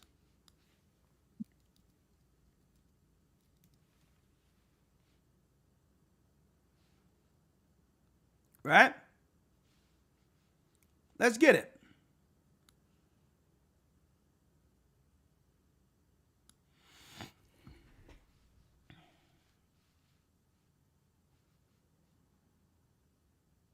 And so that no one can claim, right, that this isn't speaking of Edom, I'm going to show you.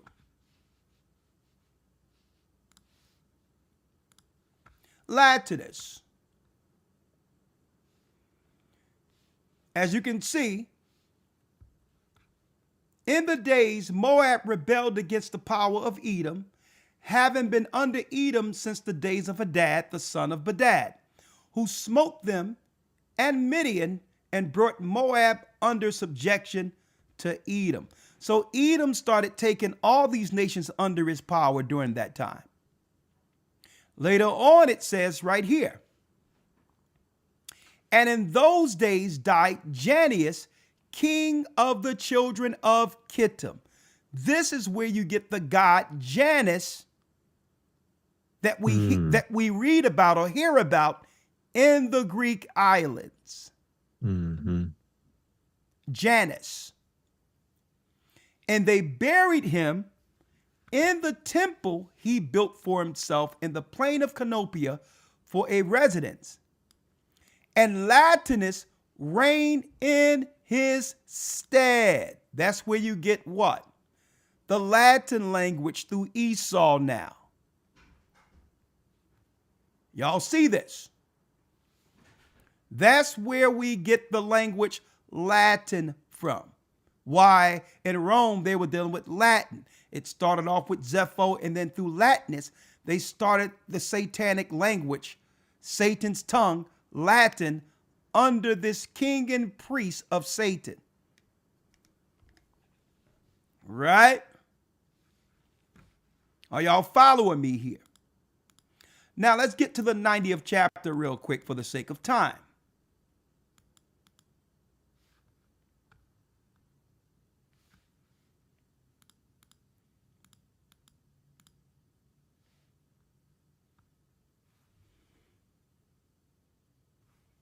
Yeah.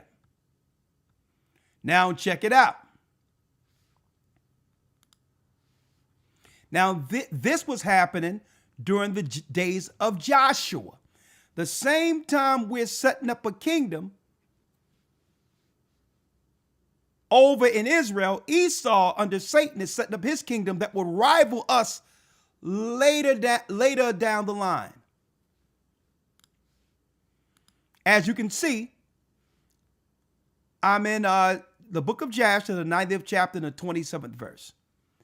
And the children of Israel served the Lord all the days of Joshua, and the Lord gave them rest from all around them, and they dwelt securely in their cities. So we were fine in Israel.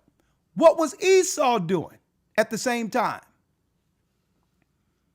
And it came to pass in those days that Abinus, king of Kittim, died, and in the 38th year of his reign, that is the 7th year of the reign over Edom, and they buried him in his place where he had built for himself.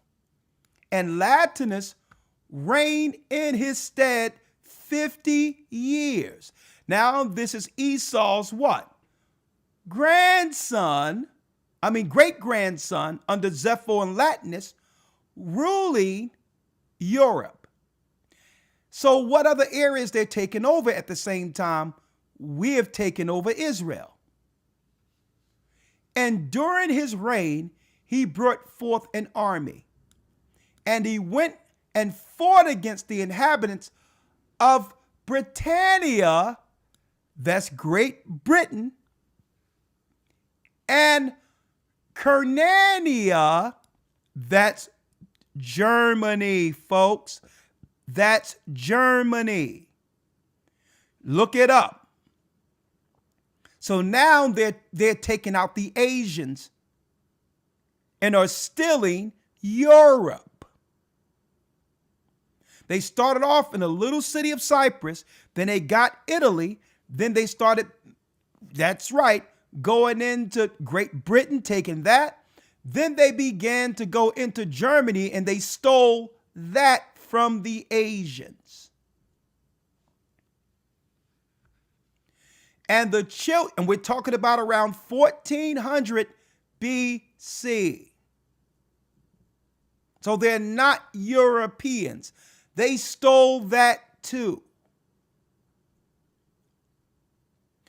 The children of Elisha, son of Javan, and he prevailed over them and made them tributary. Look at that.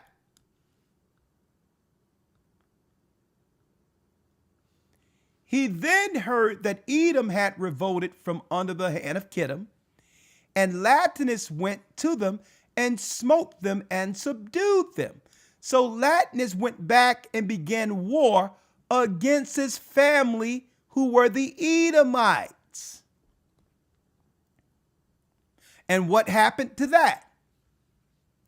And placed them under the hand of the children of Kittim. And Edom became one kingdom with the children of Kittim all the days. This is when Esau became Europeans. He warred with his own family, put them under subjection, and they all made an alliance after that war not to fight against one another. And they brought all the Edomites into Europe. How do we know this? And for many years, there was no king in Edom, and their government was with the children of Kittim and their king. This is where Esau disappeared off of the earth. The word Edom. He would now be hid under the people who went into Europe.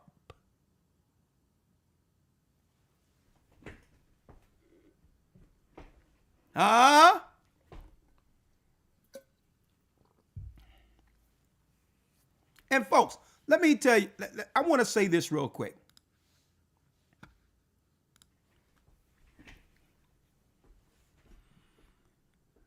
Remark, I was sitting on this for over 8 years. Right? I was sitting on this. I've been read all this. I was sitting on this for at least 8 years. I'm talking about to be able to timelines, the year they went, all the way up at 1400 years before Christ, all of that. But I'm just sitting back online and seeing all these people in Hebrews and all that talking about the Europeans are Japheth. And I'm like, I'm not even going to refute it. There's no need to make any videos to refute what they're saying, because I wanted everybody to put what they really believe out there. Like, okay, if they want to believe that.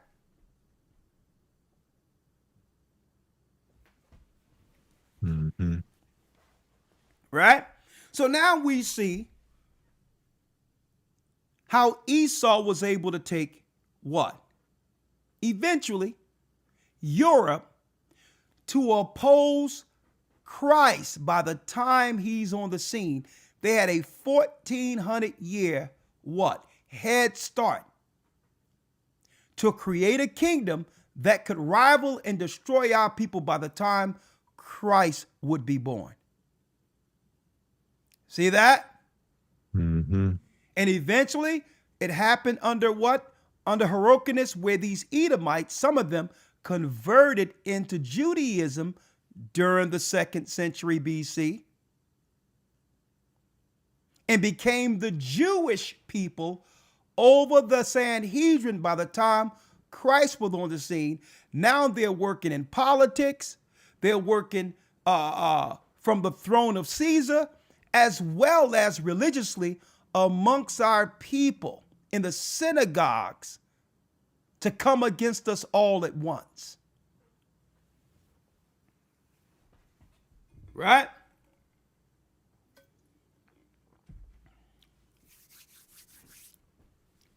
Let's go to the book of Obadiah.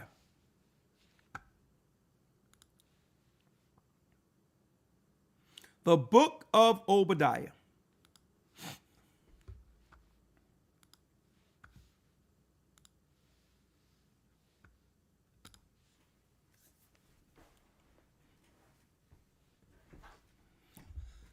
Let's start at the first verse.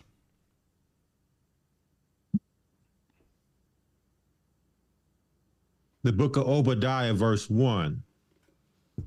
The vision of Obadiah.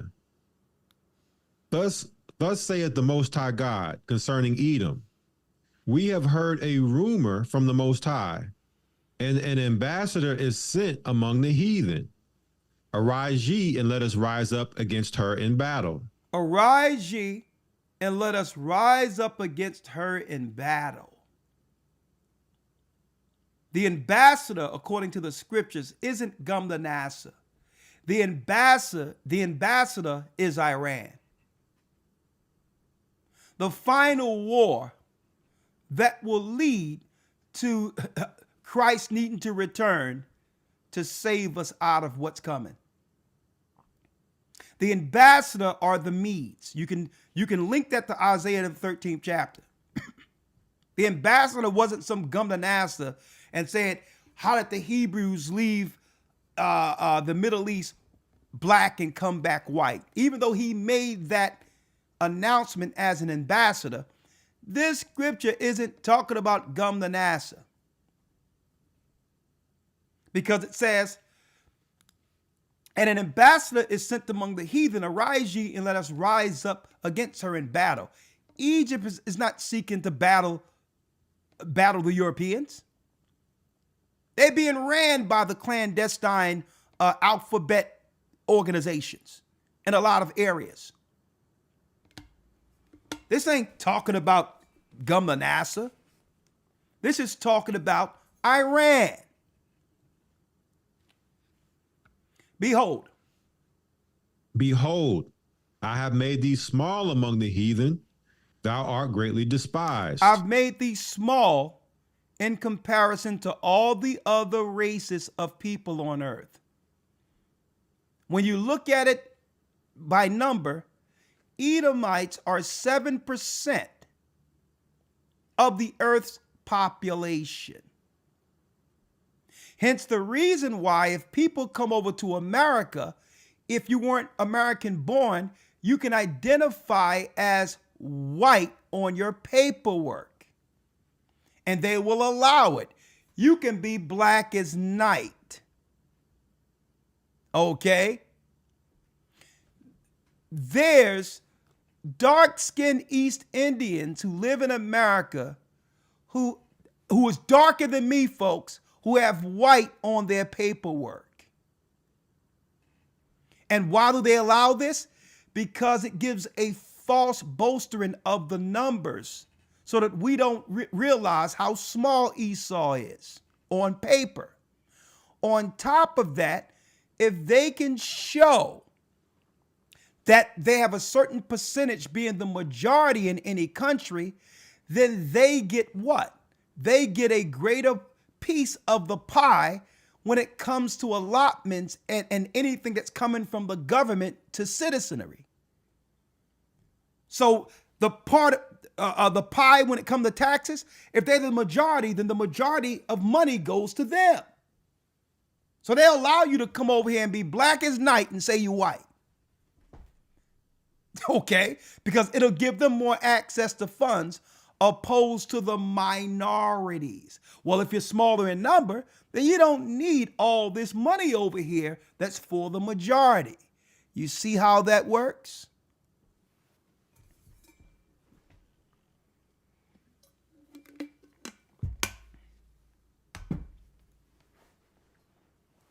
It's a political play against the poor to stop Israel from rising anywhere, especially in Western countries. That's why they don't mind Arabs coming over and all that. But they say, wink, wink, hey, make sure you put white on that paperwork. Assalamu alaikum. Right?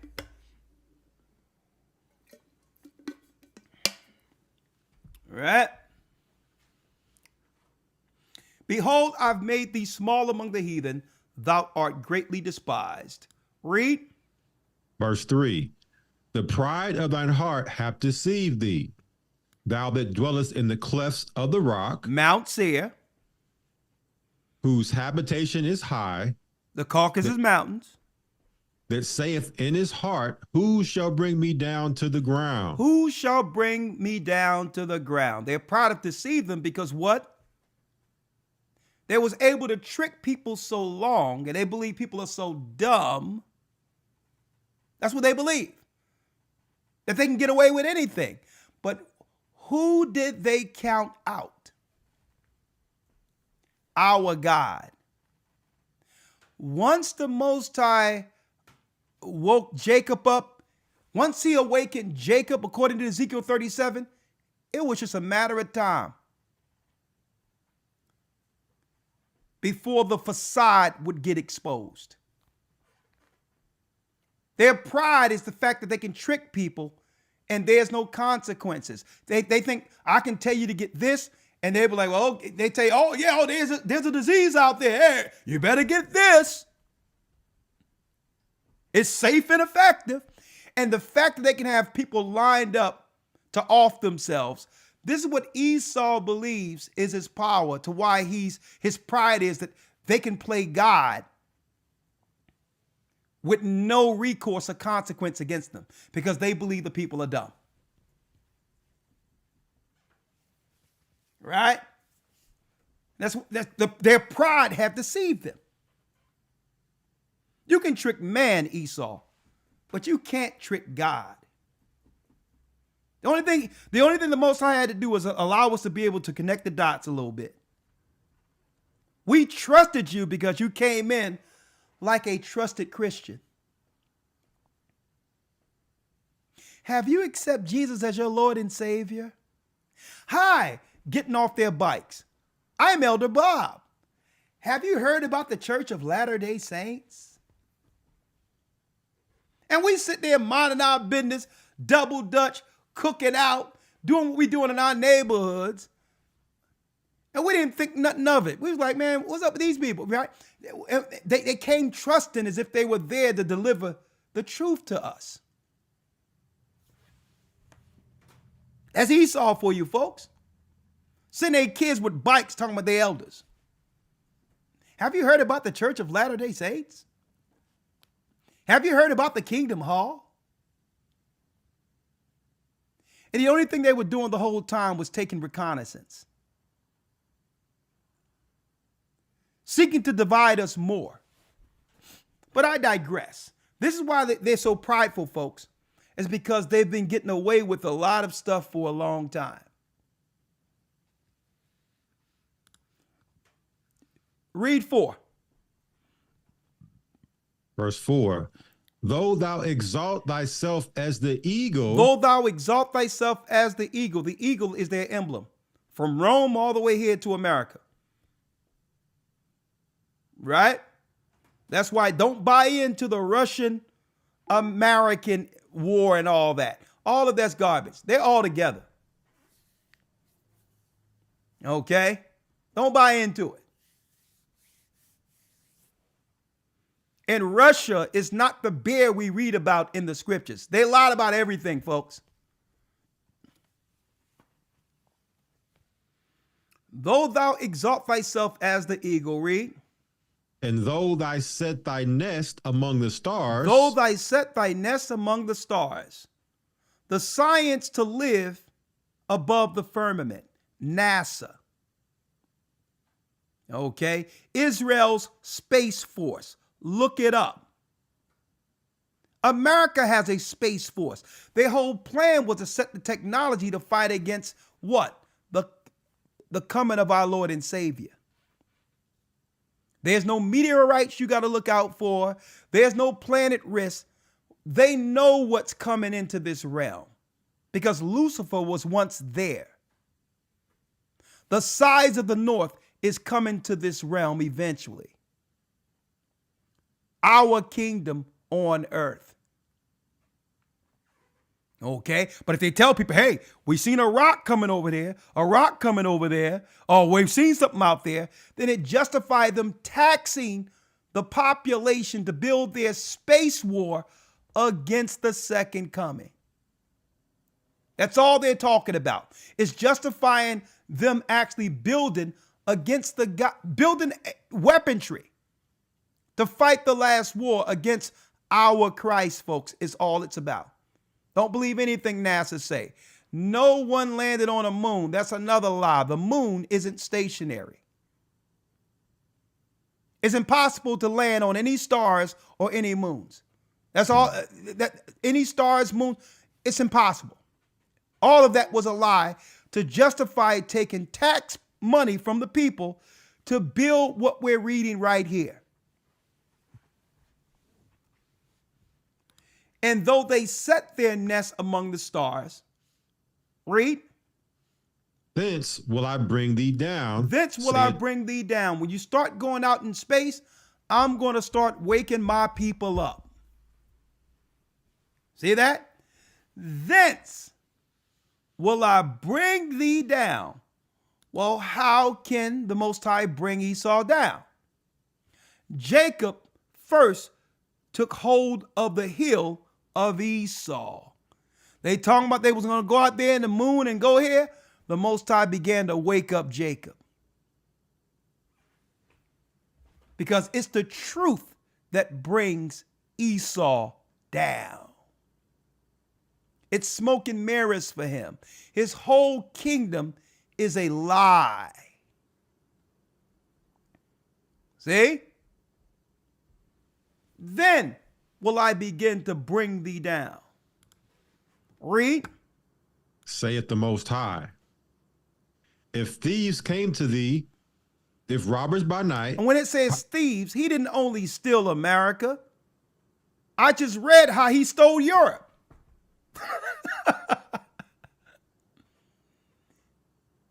And right in front of us, our people are suffering here in America, and they come up with a German narrative to now war with the people over in the Middle East. It's the same playbook. We're suffering here, and through media, they become the victims before the world to get a land and all that right in front of the people who are suffering. When these same people have had a hand in our suffering since slavery. I need y'all to think about how deep this is for them. How insane this is. That's why the Most High says, if thieves came to thee, if robbers by night, how art they cut off? They'll steal, and people don't know. You know why there's no pushback? Because people don't know who they are. They don't know that these are the Edomites. Because if you knew they were the Edomites, then you would be able to what? Examine the Edomite playbook since Esau went into Mount Seir. How he was able to, through time, his sons, take over Europe. And then he would take over other areas and expand his kingdom.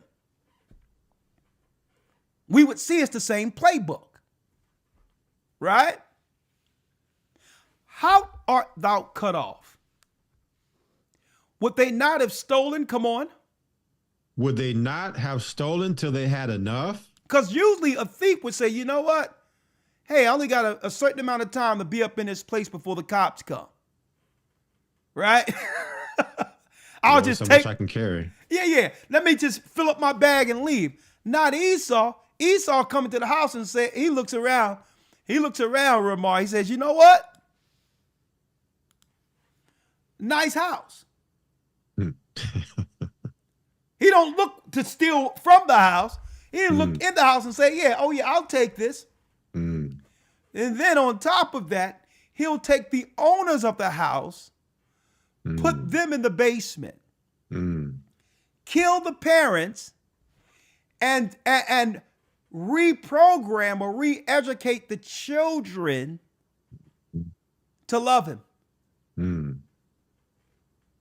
See? Through time, the children get over the trauma of their parents. And next, Esau is now teaching the children that what they did was a good thing. I mean, look at the life your parents had for you compared to the life I can provide. I helped civilize you, a matter of fact. Aren't you happy you've been enslaved and I killed your family and destroyed your history? Folks, the greatest power of Esau is psychology. So if it wasn't for the Bible, it would be no way you can quantify or figure out the mind of Esau if it wasn't for the Holy Bible.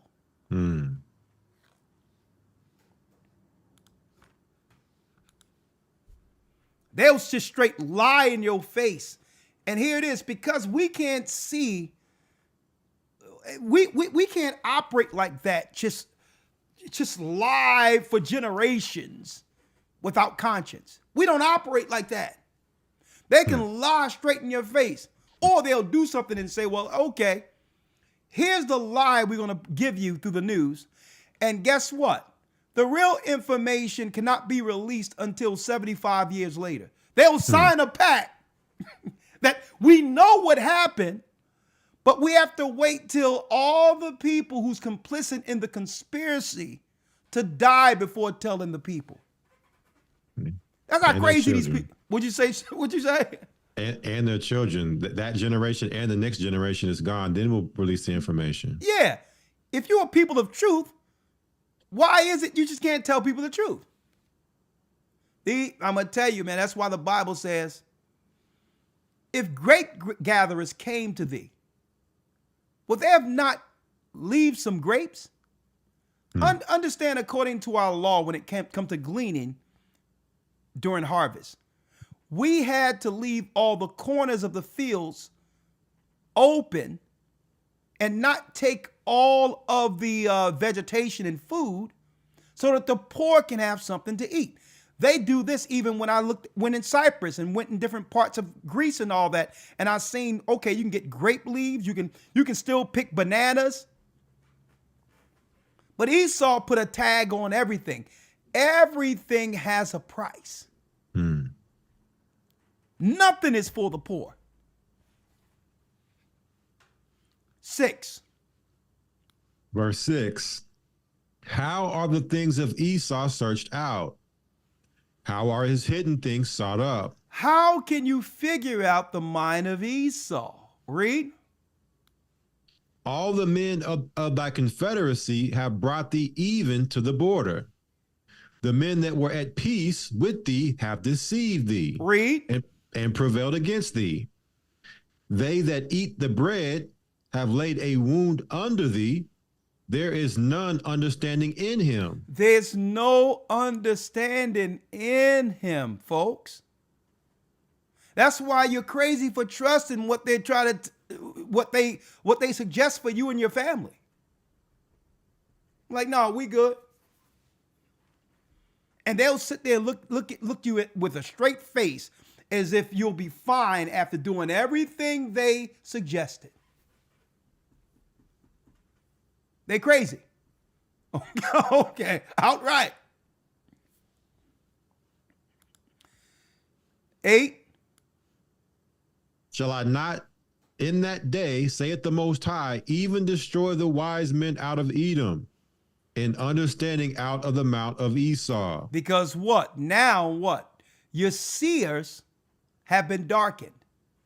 They used to be able to go to the seers and the guiders and the soothsayers for direction. And the Most High have blocked that now. The only light in the earth that's coming to the earth is truth for his kingdom.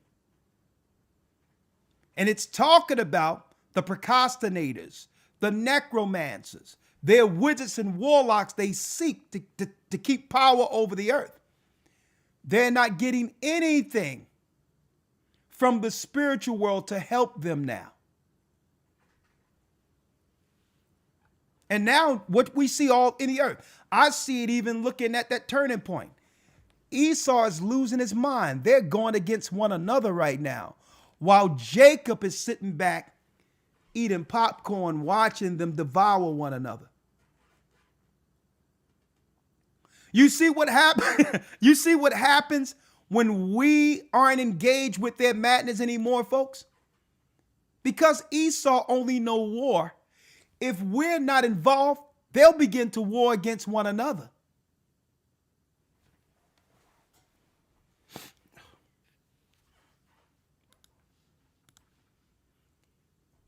And that thy mighty men, read. And thy mighty men, O Teman, shall be dismayed, to the end that every one of the mount of Esau may be cut off by slaughter. When it say every one of the mount of Esau, it's speaking of Amalek. Amalek is the mount of Esau. What is the mount? The mount is the confederacy, the leader position. Like, where did Esau have to go to? He had to go to Mount Seir. There he learned a what? He learned a religion and how to set up a government under Satan. So it's not all white people. It's saying the mount of Esau, especially those who don't believe in Christ. Amalek. Mount means the first. And what was shown through Moses? That Amalek would be what? The first of the nations.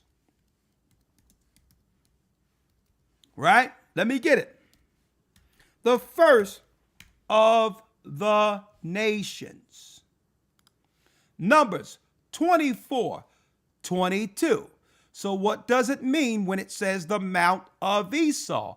It's speaking about Amalek. Numbers 24:19. Out of Jacob shall come he that shall have dominion. It's speaking of us, our forefathers' prophecy. And shall destroy him that remaineth of the city. And when he looked on Amalek, he took up his parable and said, Amalek was the first of the nations, but his latter end shall be that he shall perish forever. When you look at that first, let's get it. In the 20th verse, Amalek was the first. First is what? The first. The order or rank. The chief. So when it says he shall destroy the mount of Esau, it's speaking of Amalek.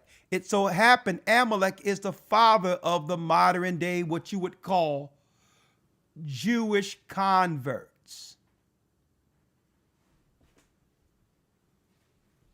The first of the nations, like those who would be what? Over the United Nations. United, unified is one. Nations. The first of the nations was set up by Amalek, the United Nations. So it's their plan under the Confederacy to get rid of Jacob. We're talking about the policy side of things. And Elder, it was also under the UN, under the Balfour Declaration, that they got that land. Under the UN, the Balfour Declaration. See that? Matter of fact, let's show you this real quick. Here's a picture of Latinus, who eventually, Esau's grandson, who took over Great Britain and Germany 1400 years before Christ. These are Edomites. See? Y'all see that? Latinus. These are Edomites. And it showed that he took over Britain. And it was Great Britain who signed the Balfour Agreement in our modern times that would give their same people the right to go into Israel as Israelis. Mm-hmm. Huh?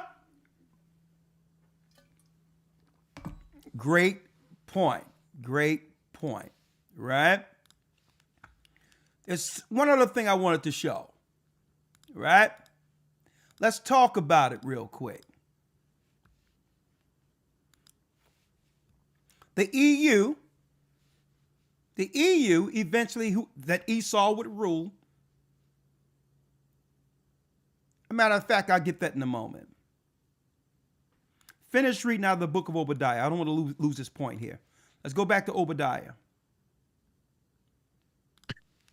Obadiah verse 10. Read it. For thy violence against thy brother Jacob. So when it says,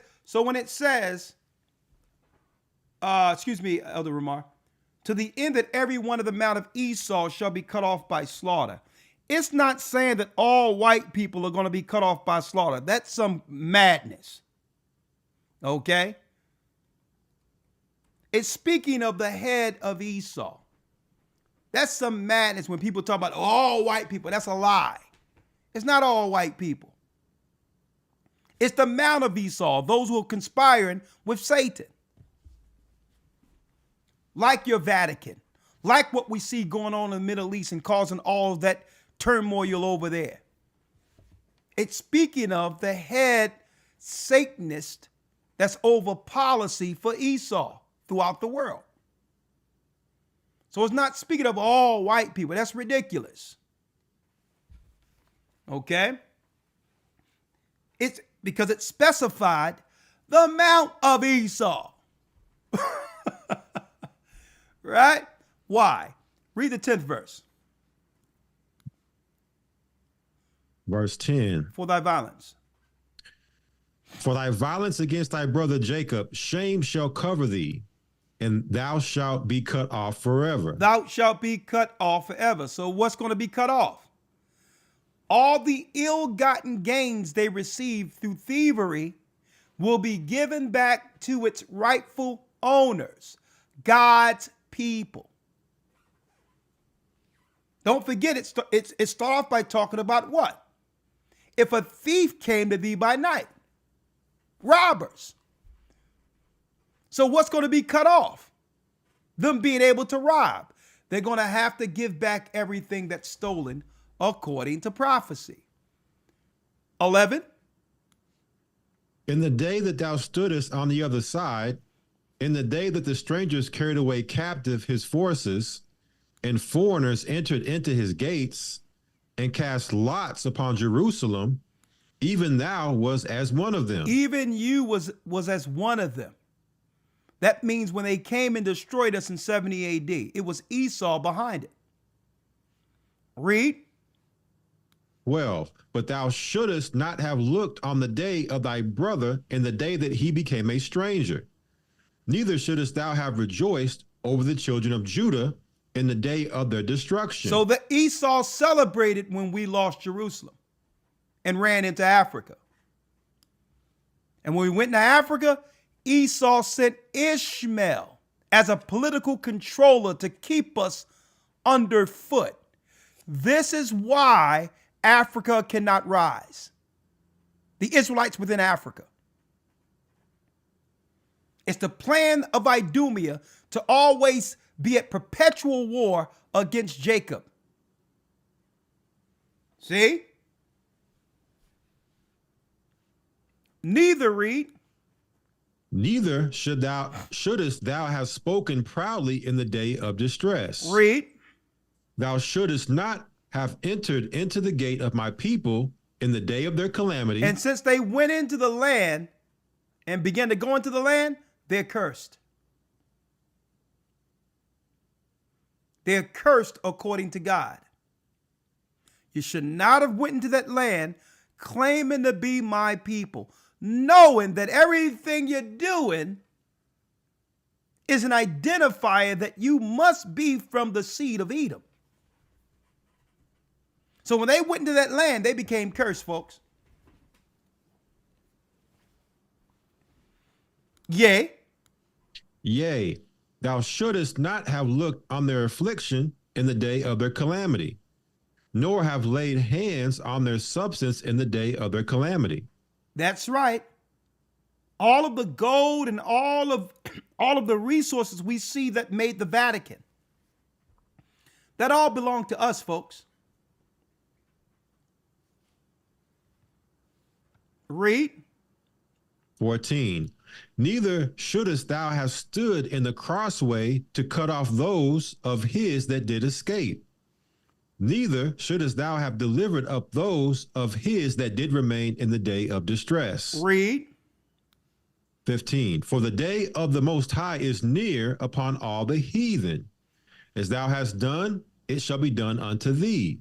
Clear. Thy reward shall return upon thine own It head. says, thou shalt reward, the reward shall be returned upon thine own head. 16. For as ye have drunk upon my holy mountain, so shall all the heathen drink continually.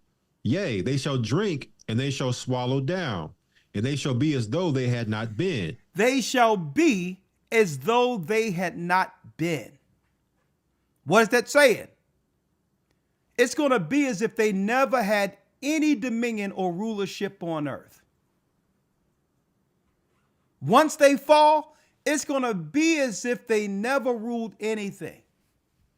And folks, this is what Esau is fighting against right now, this prophecy. Knowing that there's nothing left when it comes to power after Christ returns. This is why they're in panic and just throwing everything up against the wall at once and have the whole earth in chaos, knowing that they have lost, they're losing their grip and control of power on earth. They know it because no one is buying into what they say anymore. That was their greatest power, that people once believed them. I don't care what you're coming with. You can't come with Christianity. You can't come with Islam. You can't come with, we don't want to hear nothing from y'all.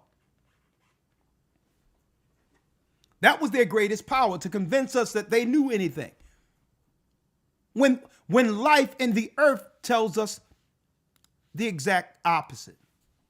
How is it y'all know all these things and are so intelligent and eloquent and high IQ? How can you be all this? And it doesn't bear out that none of this have transferred to what we see in the earth. The suffering, the carnage by the hands of your policies, the divisiveness that leads to wars and destruction, the poisons in the food. Everything we're seeing is contrary to some intelligent people. It's contrary. Poison in the waters, poison in the earth. And you want us to look to you with reverence and respect according to your IQ? The only thing that we could give them credit for with their IQ is the only thing that helps them through their IQ is to be able to deceive and trick others into believing them. That's the only credit you can give them. And that's why I tell people, listen, if you listen to what these people say, don't come crying to me at the end of it. Well, he told me this. They told me I was going to lose my job. Look at all the people who did what they suggested to be safe during the lockdowns and all that. All the people who did that claiming that they had to keep their jobs, who've been fired from that same job anyway and replaced by illegals. You can't listen to anything they say. 17.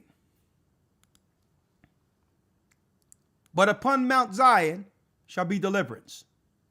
Read. Obadiah, verse 17. But upon Mount Zion shall be deliverance, and there shall be holiness, and the house of Jacob shall possess their possessions. We shall what? Possess their possessions. That's what it means. And they shall be as though they had not been. Jacob is going to receive the promise, which is what? Power and rulership over the earth. And that power is given through Christ. There's no Israelite that's going to benefit from this promise who didn't receive Christ, who didn't accept Christ. You don't get this reward by default. 18. And the house of Jacob shall be a fire, and the house of Joseph a flame, and the house of Esau for stubble, and they shall kindle in them and devour them, and there shall not be any remaining of the house of Esau, for the Most High hath spoken it. And there shall not be any remaining of the house of Esau, for the Lord hath spoken it. This is not saying that there will be no Edomites left. This is saying there will be no possessions left. There will be no goods or what you would call ill-gotten gains left in their possession. When it says there shall not be any remaining of the house of Esau, it's saying what? But upon the mount of Zion shall be deliverance, and there shall be holiness, and the house of Jacob shall possess their possessions. That's none remaining in the house of Esau. See that? It's not saying that there will be no people left of Esau. That's ridiculous. How do we know this? Well, the Most High told Rebekah, the elder shall serve the younger. If there are no Edomites left, how are they going to fulfill that prophecy serving Jacob? Mm-hmm. You see, when you're not fueled by hatred, you can actually receive the scriptures as it is written. People are so adamant against hating people, they see what they want to see when they read scriptures to justify their hatred. Yep. See that? Now, when you go into the Septuagint, it gives a clear what? Breakdown on everything I've just said. The Greek translation of the Old Testament, it reads Obadiah 1:17, but on Mount Zion there shall be deliverance, and there shall be a sanctuary, and a house of Jacob shall take an inheritance those that took them for an inheritance. Clear. Elder shall serve the younger. And the house of Jacob shall be a fire, and the house of Joseph a flame. That's the other 10 tribes. And the house of Esau shall be for stubble, and Israel shall flame forth against them, and they shall devour them, and there shall not be a cornfield left to the house of Esau. Mm-hmm. That's none remaining. They will own nothing because the Lord has spoken. See that? So when you see there shall not be any remaining of the house of Esau, it's not stating that all Edomites will be killed. That's ridiculous. Okay? Also, it's interesting, Elder, when you precept to Amos 9 and 12, it talks about that possession of Edom, All of right, us let's get possessing them. Let's get it. Amos 9 and 12 reads, that they may possess the remnant of Edom, and all the heathen which are called by my name, saith the Lord that doeth this. There you go. Right? So that's crystal clear. So this is the prophecy Esau is seeking to hide from. Right? And hence the reason why, let's go back to the book of Revelation, the 12th chapter.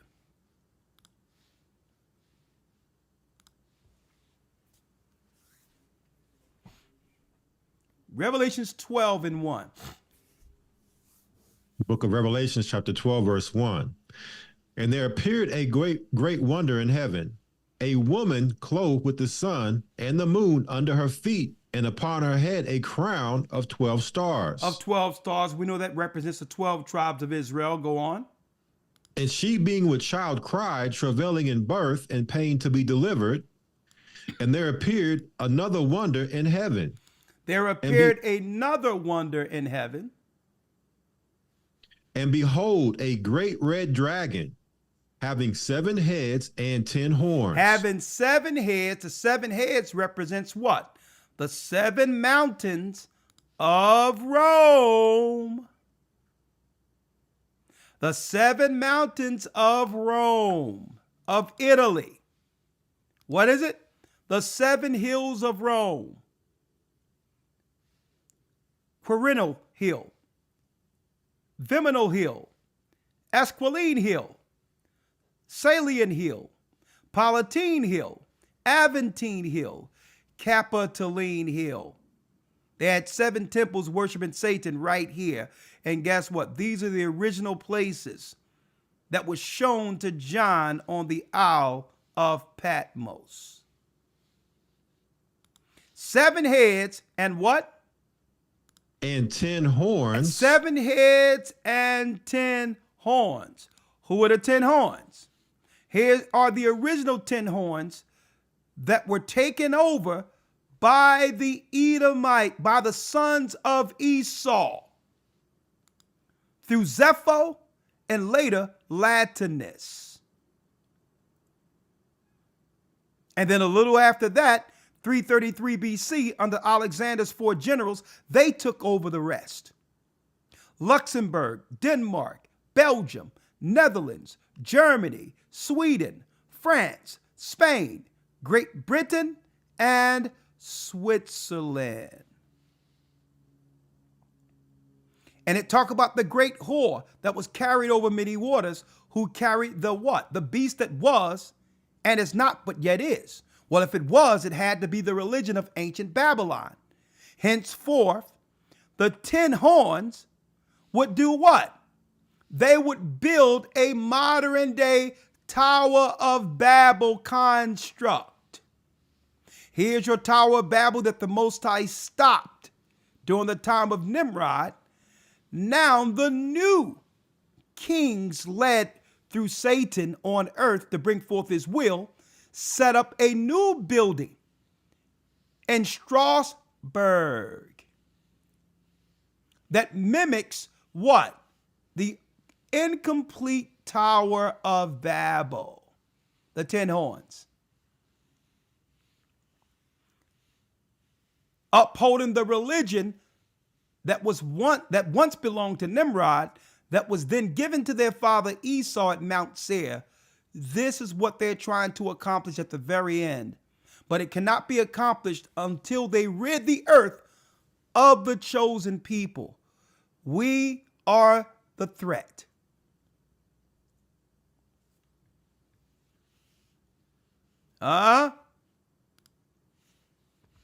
Revelations 12, let's go back 12 and 3. And the threat isn't a physical threat. It's a spiritual threat. The weapons of our warfare are not carnal. They would rather what? Bait people into a physical war. When Esau had been given the gift of the sword, you cannot beat Esau carnally that way. It's the spiritual warfare that threatens them. Revelations 12:3, read. Having 7 heads and 10 horns, and 7 crowns upon his heads, and his tail drew the 3rd part of the stars of heaven. Speaking of Satan. And did cast them to the earth. And the dragon stood before the woman, which was ready to be delivered, for to devour her child as soon as it was born. So Satan set up the Edomites to be in power to kill Christ at his birth.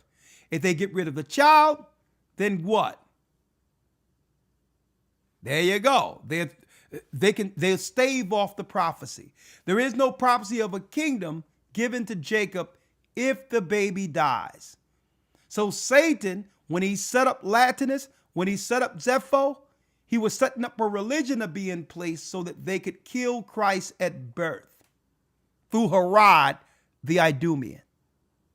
That was the plan. But guess what? Christ's parents took him into Egypt, and he did everything he can to come back and bring forth a ministry as a sacrifice that gives us another opportunity at kingdom. Right? So because they couldn't get rid of him, they turned their sights on the people who brought forth Christ. Us. Read it. Revelations 12:5. And she brought forth a man-child who was to rule all nations with a rod of iron. Christ. And her child was caught up unto the Most High and to his throne. That he was caught up to the throne. Hold up 1 second, okay? 1 second. Hold up, folks. I'll be right back.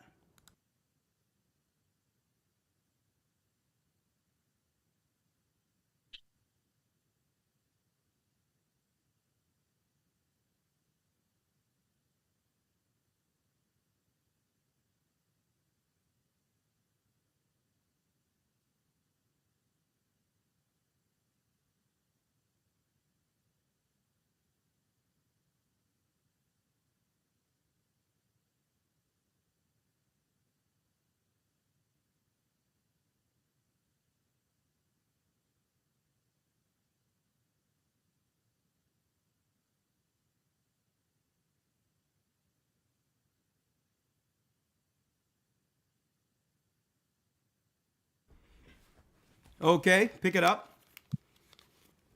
6.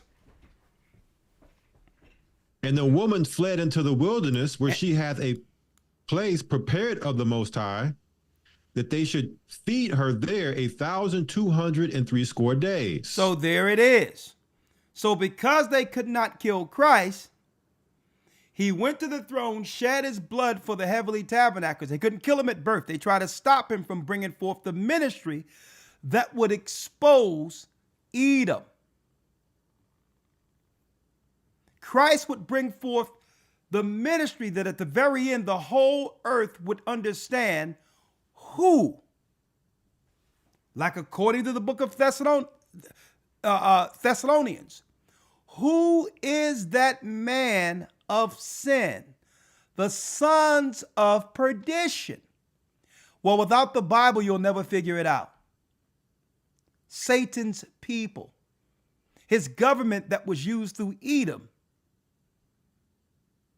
see, to destroy the earth. So this is why they wanted Christ dead. But once he brought forth the ministry and set a new path for those who could follow him, it would only be a matter of time before Satan's kingdom, led by Edom, would fall. See?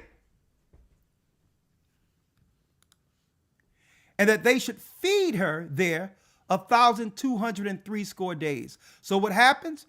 The Romans come against our people, and we flee into Africa and different parts of the world until a time, and a dividing of times. That's what your 1,260 days represent. The time Esau would have to rule before the judgment. So he started coming after us. And then he started sending what? Missionaries. They finance Islam against us. And they also finance the satanic religions of India and brought them in against us.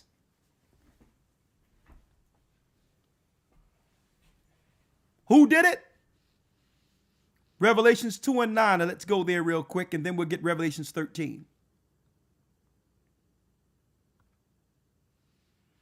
Revelation, we there already. Revelations 2, verse 9. Let's read it.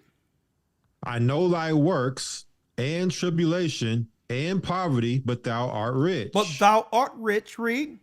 And I know the blasphemy of them which say they are Jews and are not, but are the synagogue of Satan. There you go. Christ started pointing them out.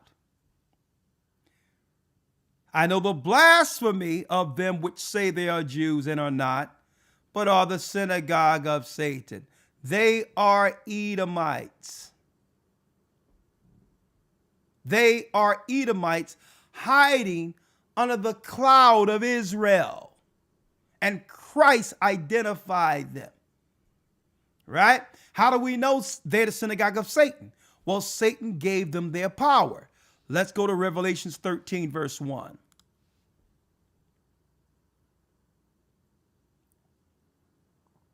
Revelations chapter 13, verse 1. Read. And I stood upon the sand of the sea, and I saw a beast rise up out of the sea, having 7 heads and 10 horns. 7 heads and 10 horns. As we mentioned earlier, the 7 heads represents the 7 mountains from whence what? That's right, the 7 hills of Rome. And it says the 10 horns. The 10 horns is what I mentioned earlier. You got the 7 hills of Rome. And you also have what? The 10 horns, which makes up what? The European power that now controls the earth. These are all Edomite-led countries, united under a confederacy. Okay? And their God is Satan. Read that last piece again. And I stood upon the sand of the sea and saw a beast rise up out of the sea, having 7 heads and 10 horns, and upon his horns 10 crowns, and upon his heads the names of blasphemy. The name of blasphemy. Right? Blasphemy. The whore that sitteth on many waters. Now let's go down and see who gives Esau their power, their rulership, their plan for world domination. Let's read the 4th verse. Verse 4, and they worship the dragon, which gave power unto the beast. They worship Satan, folks. They worship Satan. They put up Yahweh, Jehovah, and made everyone believe that was our God, when that God came from Mount Seir. It's the same God that had Zepho and Latinus and all the Caesars set up their republics throughout the earth as a plan to one day find all of the children of Israel and to get rid of all the children of Israel. Hence the reason they set up institutions where we would be forced to go there for births and or deaths, to give our genetics to them so that at the very end they'll know where Israel is all over the earth, a specific genetic strand to destroy before Christ returns. That's their plan. That have always been their plan. Satan gives them their power, and that's why Christ identified them as the synagogue of Satan. When you look at academia, when you look at the medical field, when you look at what? The judicial field, there's a familiar people we see in all these particular areas. I need y'all to think about this. And it's all about them what? Bringing forth their prophecy to get rid of the chosen people so that by default, they become the chosen people.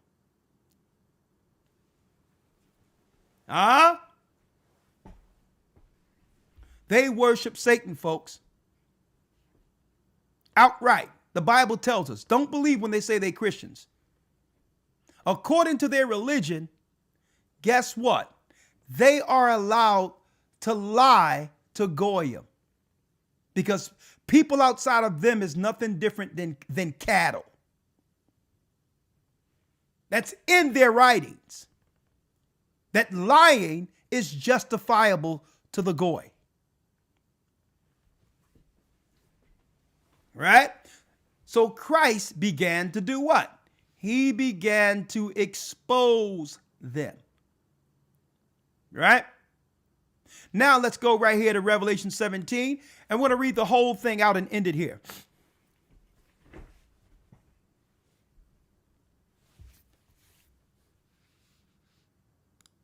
Starting at 17:1. Revelation 17:1. And there came one of the 7 angels which had the 7 vials, and talked with me, saying unto me, Come hither, I will show unto thee the judgment of the great whore that sitteth upon many waters. I'll show you the judgment of the great whore that sitteth upon many waters. So according to God, a judgment was shown to the disciple John on the Isle of Patmos. And she's everywhere. She goes everywhere and set up her evil republic. She'll go into Africa, South America, all over the earth she goes to spread her blasphemy. Read. With whom the kings of the earth have committed fornication, and the inhabitants of the earth have been made drunk with the wine of her fornication. Verse Read. 3. So he carried me away in the spirit into the wilderness, and I saw a woman sit upon a scarlet-colored beast, full of names of blasphemy, having 7 heads and 10 horns. We know that scarlet-colored beast, scarlet is red. The first came out red all over like a hairy garment. Read. Having 7 heads and 10 horns. We know what that is now. Right? Read. And the woman was arrayed in purple and scarlet color. What colors would we be able to recognize this harlot in the end times? And the woman was arrayed in purple and scarlet color. Purple and scarlet colors. The colors for the cardinals and priests who are over the Catholic Church. See that? Satanists operating in plain sight. Read. And decked with gold and precious stones and pearls, having a golden cup in her hand, full of abominations and filthiness of her fornication. Having a golden cup in her hand, filled with blasphemy. Sin. Every place she goes, the society goes directly to hell. Every place she goes.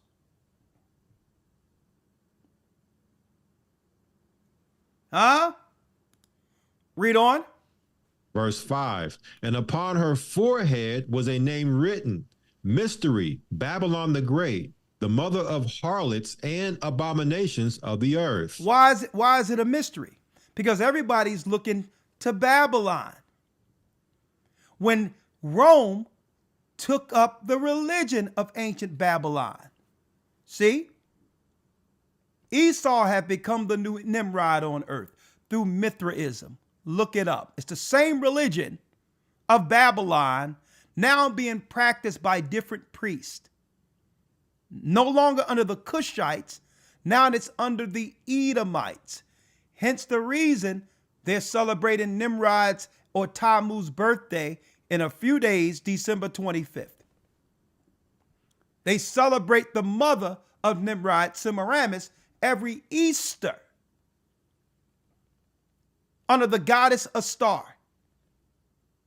So the mystery, Babylon the Great, the mother of harlots, the abominations of the earth, the mystery is that no one knows that Esau had become the new king Nimrod to bring all nations under Satan to fight against God's people and to eventually join them in the war against Christ's second coming. Read on. 6. Verse 6. And I saw the woman drunken with the blood of the saints and with the blood of the martyrs of Yeshua. And when I saw her, I wondered with great admiration. So these would be the people who would be responsible for taking down Jerusalem, killing the prophets, killing the disciples. They would kill Christ through a what? A Roman capital punishment, only to parade themselves as Christians after our people would lose Jerusalem. Read. And the angel said unto me, Wherefore didst thou marvel? I will tell thee the mystery of the woman and of the beast that carrieth her, which hath the 7 heads and 10 horns. The beast that thou sawest was and is not, and shall ascend out of the bottomless pit. It was because Satan gave the religion to Nimrod first, and is not because Nimrod or the Cushites are no longer upholding the religion on that same level. It was and is not, but what? And shall ascend out of the bottomless pit and go into perdition. Read. And they that dwell on the earth shall wonder, whose names were not written in the book of life from the foundation of the world, when they behold the beast that was Babylon and is not. Read. And yet is. But yet is. So what was the religion in play amongst the Roman Empire during the time of John, Christ, and the disciples? The Babylonian religion. It was under Babylon, and it's not because Babylon is no longer in power, but yet is. Rome. Rome would be the new, that's right, hub that would now bring forth Satan's Babylonian power throughout the earth. That's the blasphemy they'll take throughout other areas and other countries. The power of Satan that was set up in ancient Babylon. That's the religion they would take from one shore to the next. The beast that was and is not and yet is. That's Rome. Read. Verse 9. And here is the mind which hath wisdom. The 7 heads are 7 mountains on which the woman sitteth. So here is the hub of Satan's throne. The 7 mountains. What 7 mountains? Here's wisdom. Christ is showing us here. The 7 hills of Rome. For those who have wisdom to understand, this is the hub of all the evil that have been moved throughout the earth. It started here, according to what the angel showed John in the book of Revelation. Right? You follow me? Come on. Verse 10. And there are 7 kings, 5 are fallen, and 1 is, and the other is not yet come. And when he cometh, he must continue a short space. And it's talking about what? A kingdom that would have a short space made out of the ancient 10 horns. America. See? It would only be in power for a short space. A kingdom out of Rome.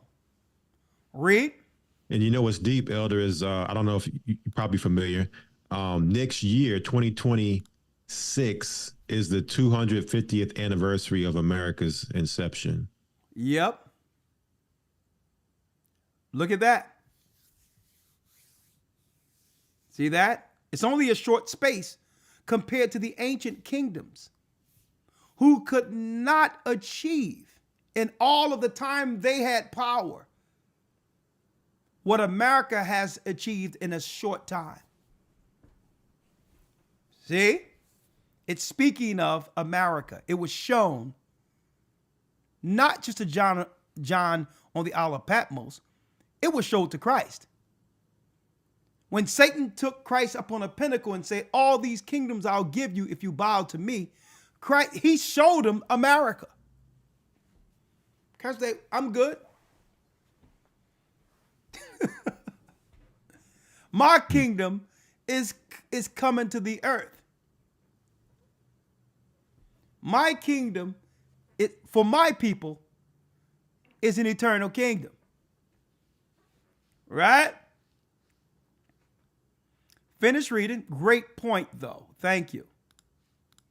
Verse 11. And the beast that was and is not, even he is the 8th, and is of the 7 and goeth into perdition. It will eventually be destroyed. Read. And the 10 horns which thou sawest are 10 kings, which have received no kingdom as yet, but receive power as kings 1 hour with the beast. Now, what does it mean by the 10 horns which thou sawest are 10 kings which have received no kingdom as of yet? Why? Because when America became a superpower, guess what? The 10 horns no longer was sought after. Right? America took all of the shine from the 10 horns. When America was made out of 3 of the 10. So when it's saying the kings have no power, why? Because America took all of the shine. And jealousy began amongst the 10 horns who created America. How can a nation we created outshine us? So what happens? This is what John is being shown here, brothers and sisters. The 10 horns which thou sawest is 10 kings or 10 kingdoms. Those are the 10 horns which have received no kingdom as yet. Why? Because America, the 8th that came out of them, is the glory of all kingdoms. So it says, but receive power as kings 1 hour with the beast. So the last 7 years, all power will be what? Given back to the 10 horns led by Rome. They're going to get their power back. So in order to do that, they must make America naked and or exposed. That's what we're living under right now. Where now America have become the laughingstock before the earth, so that now it justified them dismantling America. But here's the greatest issue they have with America, right? Why they hate it. The slaves end up being the responsibility for its glory.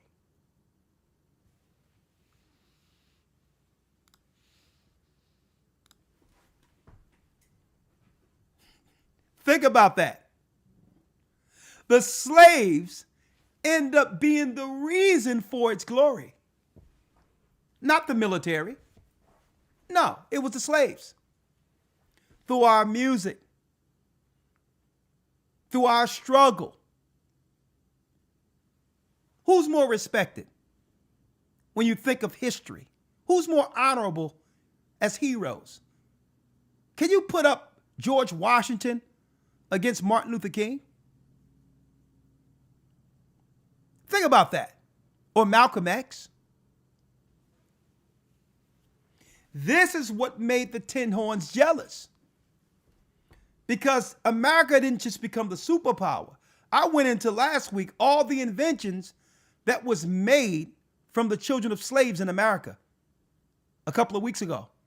The majority of the inventions that the whole world celebrates were made by us. So the 10 horns got frustrated, like, hold up. America becomes great, outshine us. And here it is, they became great through the children of slaves. They can't stand it. Now, let's dismantle this. Shouldn't we get all the glory being the conquerors? That's the problem. That's the problem. Because now we have to look into how you conquered, how you were able to colonize. See? The thievery, the bloodshed, the dishonesty. There's no honor in anything you've done. There's no honor. Can't respect that. See? When you rule through tyranny, then that becomes your legacy. See? And the 10 horns which thou sawest, let's finish it up. Come on. And the 10 horns which thou sawest are 10 kings, which have received no kingdom as yet, but receive power as kings 1 hour with the beast. Come on. Verse 13, these have one mind and shall give their power and strength unto the beast. They will give their power and strength to Satan. This is where we're coming to, folks. Read. These shall make war with the Lamb. That's the plan of the EU, folks. They're set up to do what? These shall make war with the Lamb. These will make war with the Lamb, the second coming of Christ.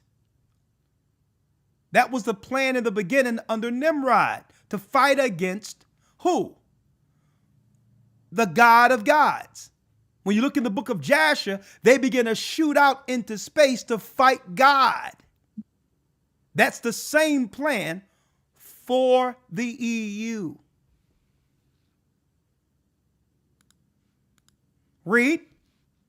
And the Lamb shall overcome them, for he is Lord of lords and King of kings. Read. And they that are with him are called and chosen and faithful. Chosen and faithful. That's crystal clear. That's crystal clear. Those in Christ. Of course, the angels who are coming back to fight against the fallen ones who are here. Right? So the fallen ones have given Esau the knowledge and understanding for spiritual warfare. The final battle before that worm is bound in hell. 15. And he saith unto me, the waters which thou sawest where the horse sitteth are peoples and multitudes and nations and tongues. All people being ruled by Esau. That's why at any time he can get any country, get people from any place to do his bidding anywhere. And that's what we're witnessing right now in America. With him bringing the people from other places like chess pieces to undermine and to destroy the awakening of the Almighty through the houses of Judah. And the 12 tribes who are awakening throughout the earth. And the 10 horns. 16. And the 10 horns which thou sawest upon the beast, these shall hate the whore. These shall hate the whore. Read. And shall make her desolate. Make her desolate and naked. And that's what's going on with letting all of the other people come in to destroy the treasury of the United States. To rob it barren. Where there's no substance. That's what we're seeing politically right now being executed from the 10 horns, so that by default, there's governance from the outside of America going forward. With special interests investing into all the politicians to dismantle America. Those special interests are from outside countries, folks, to destroy it. America had been sold already over a decade ago to all these other countries. That's what was being shown in the book of Revelations, to make her bare, to expose her, to make her naked, to make her have nothing, to be bare. Read. And shall make her desolate and naked, and shall eat her flesh and burn her with fire. When it says they shall burn her with fire, the 10 horns aren't going to burn her with fire. But what's going on here? If the 10 horns instigate from the outside of America a war against Iran and have it where America goes into the war against Iran, by default, they've instigated the war that will lead to America being utterly wasted. See? So the 10 horns, who did what? Who sent Edomites into Israel, instigated the war, only to bring America in to fight the war that leads to America falling. And by default, the 10 horns will have governance over the earth the last 7 years before the reckoning. 17. For the Most High hath put in their hearts to fulfill his will and to agree and give their kingdom unto the beast, until the words of the Most High shall be fulfilled. And the woman which thou sawest is that great city which reigneth over the kings of the earth. Which reigneth over the kings of the earth. Rome.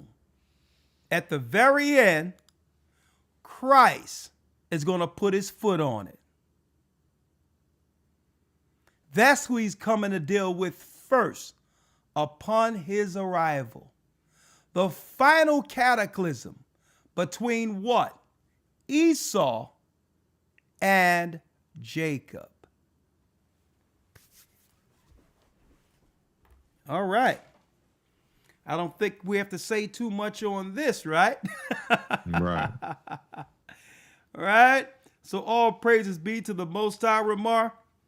Yes, sir. Hope to see you soon, my brother. And thank you for assisting us in during Elder Lawyer's absence. Right now, he's over in Zimbabwe. And I don't, things may be unstable as far as the internet and certain things go. And I wanted to make sure it was delivered flawlessly to be documented for future references when people come back to this video, right? I wanted to make sure that we have to make sure everything is smooth, because what we're doing is documenting prophecy in real time so that brothers and sisters can understand the Spirit of the Almighty that have always worked amongst His church in preparation to get our people right with Christ before it's time, to be able to, I would say, explore outside of these borders. Yes, sir. I thank you, my brother. Absolutely. It's deep. Real quick, this lesson was so deep because last night I happened to stumble across a book dealing with this very thing you're speaking about. It was really highlighting, it said Canaanite, Edomite, Jewish converts. And so when I get to my other computer, I'll send that link to you so you can check that book out. Okay. All Might right. be a good addition to the academy. Well, please send it to me, because this academy, instead of just going into who's Edom, we're going to take it to the next level. I don't want to keep teaching the same lesson a different way. I'm going to go into a separate part of the lesson that we rarely taught. We're going to start off with the 12 Caesars prophecy for who's Edom, this academy. So I believe it's time to take the lessons to the next level, and brothers and sisters are now prepared to receive the next level of these teachings that have been blessed through the gathering of Christ Church.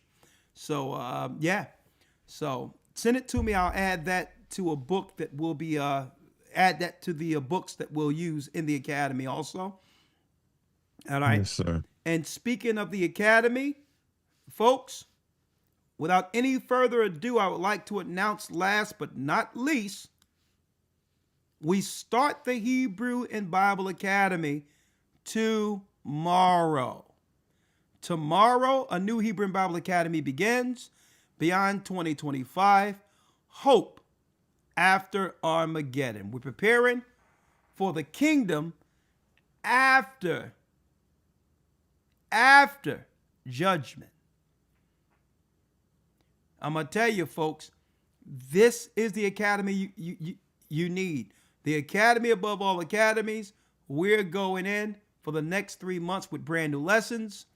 Beyond 2025, hope after Armageddon. And I pray that you all come on in and share, and not just the news, the Hebrew, but the 3-month lessons we have and the personal interactions we'll have with those who enroll in the academy. There's giveaways. There's a lot going on that we want to do in this academy. Some Bibles we're going to give away, some concordances, and all of that. So you don't want to miss this, and I appreciate it if you be a part of what? Something that cannot be compared to any other Bible lesson you would find in the earth. If you want to be a part of it, go to historytimes.org to enroll. Another thing, you don't have to be present on Sunday, because some people, Sunday is their only day off. So if you can't be there, it's fine. Enroll, and we'll still make sure you get the information to view at your leisure any day of the week, even if you're busy on Sundays. So don't let that be something that gets in the way of you being a part of this. We give you a link. You can study at your convenience at a time that's right for you during the week, okay? You'll still get the news. You'll be in the know with the Hebrew, and you'll get the lessons. Also, you can go to historytimes.org or send an email to gatheringasone at AOL.com. Send an email. Right now, we have the administration working around the clock, dealing with the enrollments. Come on in. We would like to see you tomorrow morning. I'll be in the all white with my mitre on, ready to go. Hey, man, I'm chopped. Man, this remind me, Ramar, of one of those old lessons back, right? But it quantified that. One thing I never brought forth, though, right, is the Latinist piece, the one who brought forth the Latin language. He's really the guy. We're talking about Zepho's son down the line, who eventually began to take Edomites into different parts of Great Britain and all of that, parts of Germany, all of that. Yeah. So I thought I would bring that piece out, but I'll expound more within the academy coming in a few weeks, breaking down the 12 Caesars to show you how the 12 Caesars link directly to these bloodlines. So I'll be dealing with that in the Hebrew and Bible Academy. Yes, sir. Looking forward to it. Well, thanks again, young man. You have a blessed rest of your Sabbath, and thank you for coming in and assisting me. Elder Lawyer, I know you're out there. We love you, man, and you stay careful. Stay blessed, and I hope to see you next week as we sit next to one another, bringing forth the word of God together to finish what the Most High started in this church. I know you're there, brother. You know we love you, and we pray the angels are on your wings as you and your family come back as we finish this spiritual war against the satanic powers of this earth in the name of Yeshua. Have a blessed Sabbath, Ramar. You as well, Elder. The water. Shalom. Shabbat Shalom. And with that, shalom, my brothers and sisters. Shalom. Go to historytimes.org to enroll. Support the church, $GOCC report, or go to gatheredofchrist.org under donate if you don't have Cash App, and continue to support the work. None of this could be possible without you. We have some plan for some land and everything else. So what you're providing will help us finish the work of the Almighty and have what? Provisions for those who are without when the mark of the beast come on the scene. Gatheredofchrist.org. With that, may the Most High be with you. Stay prayed up. Sin not. We will soon see Israel. We are the children of Israel, and yes, we're back.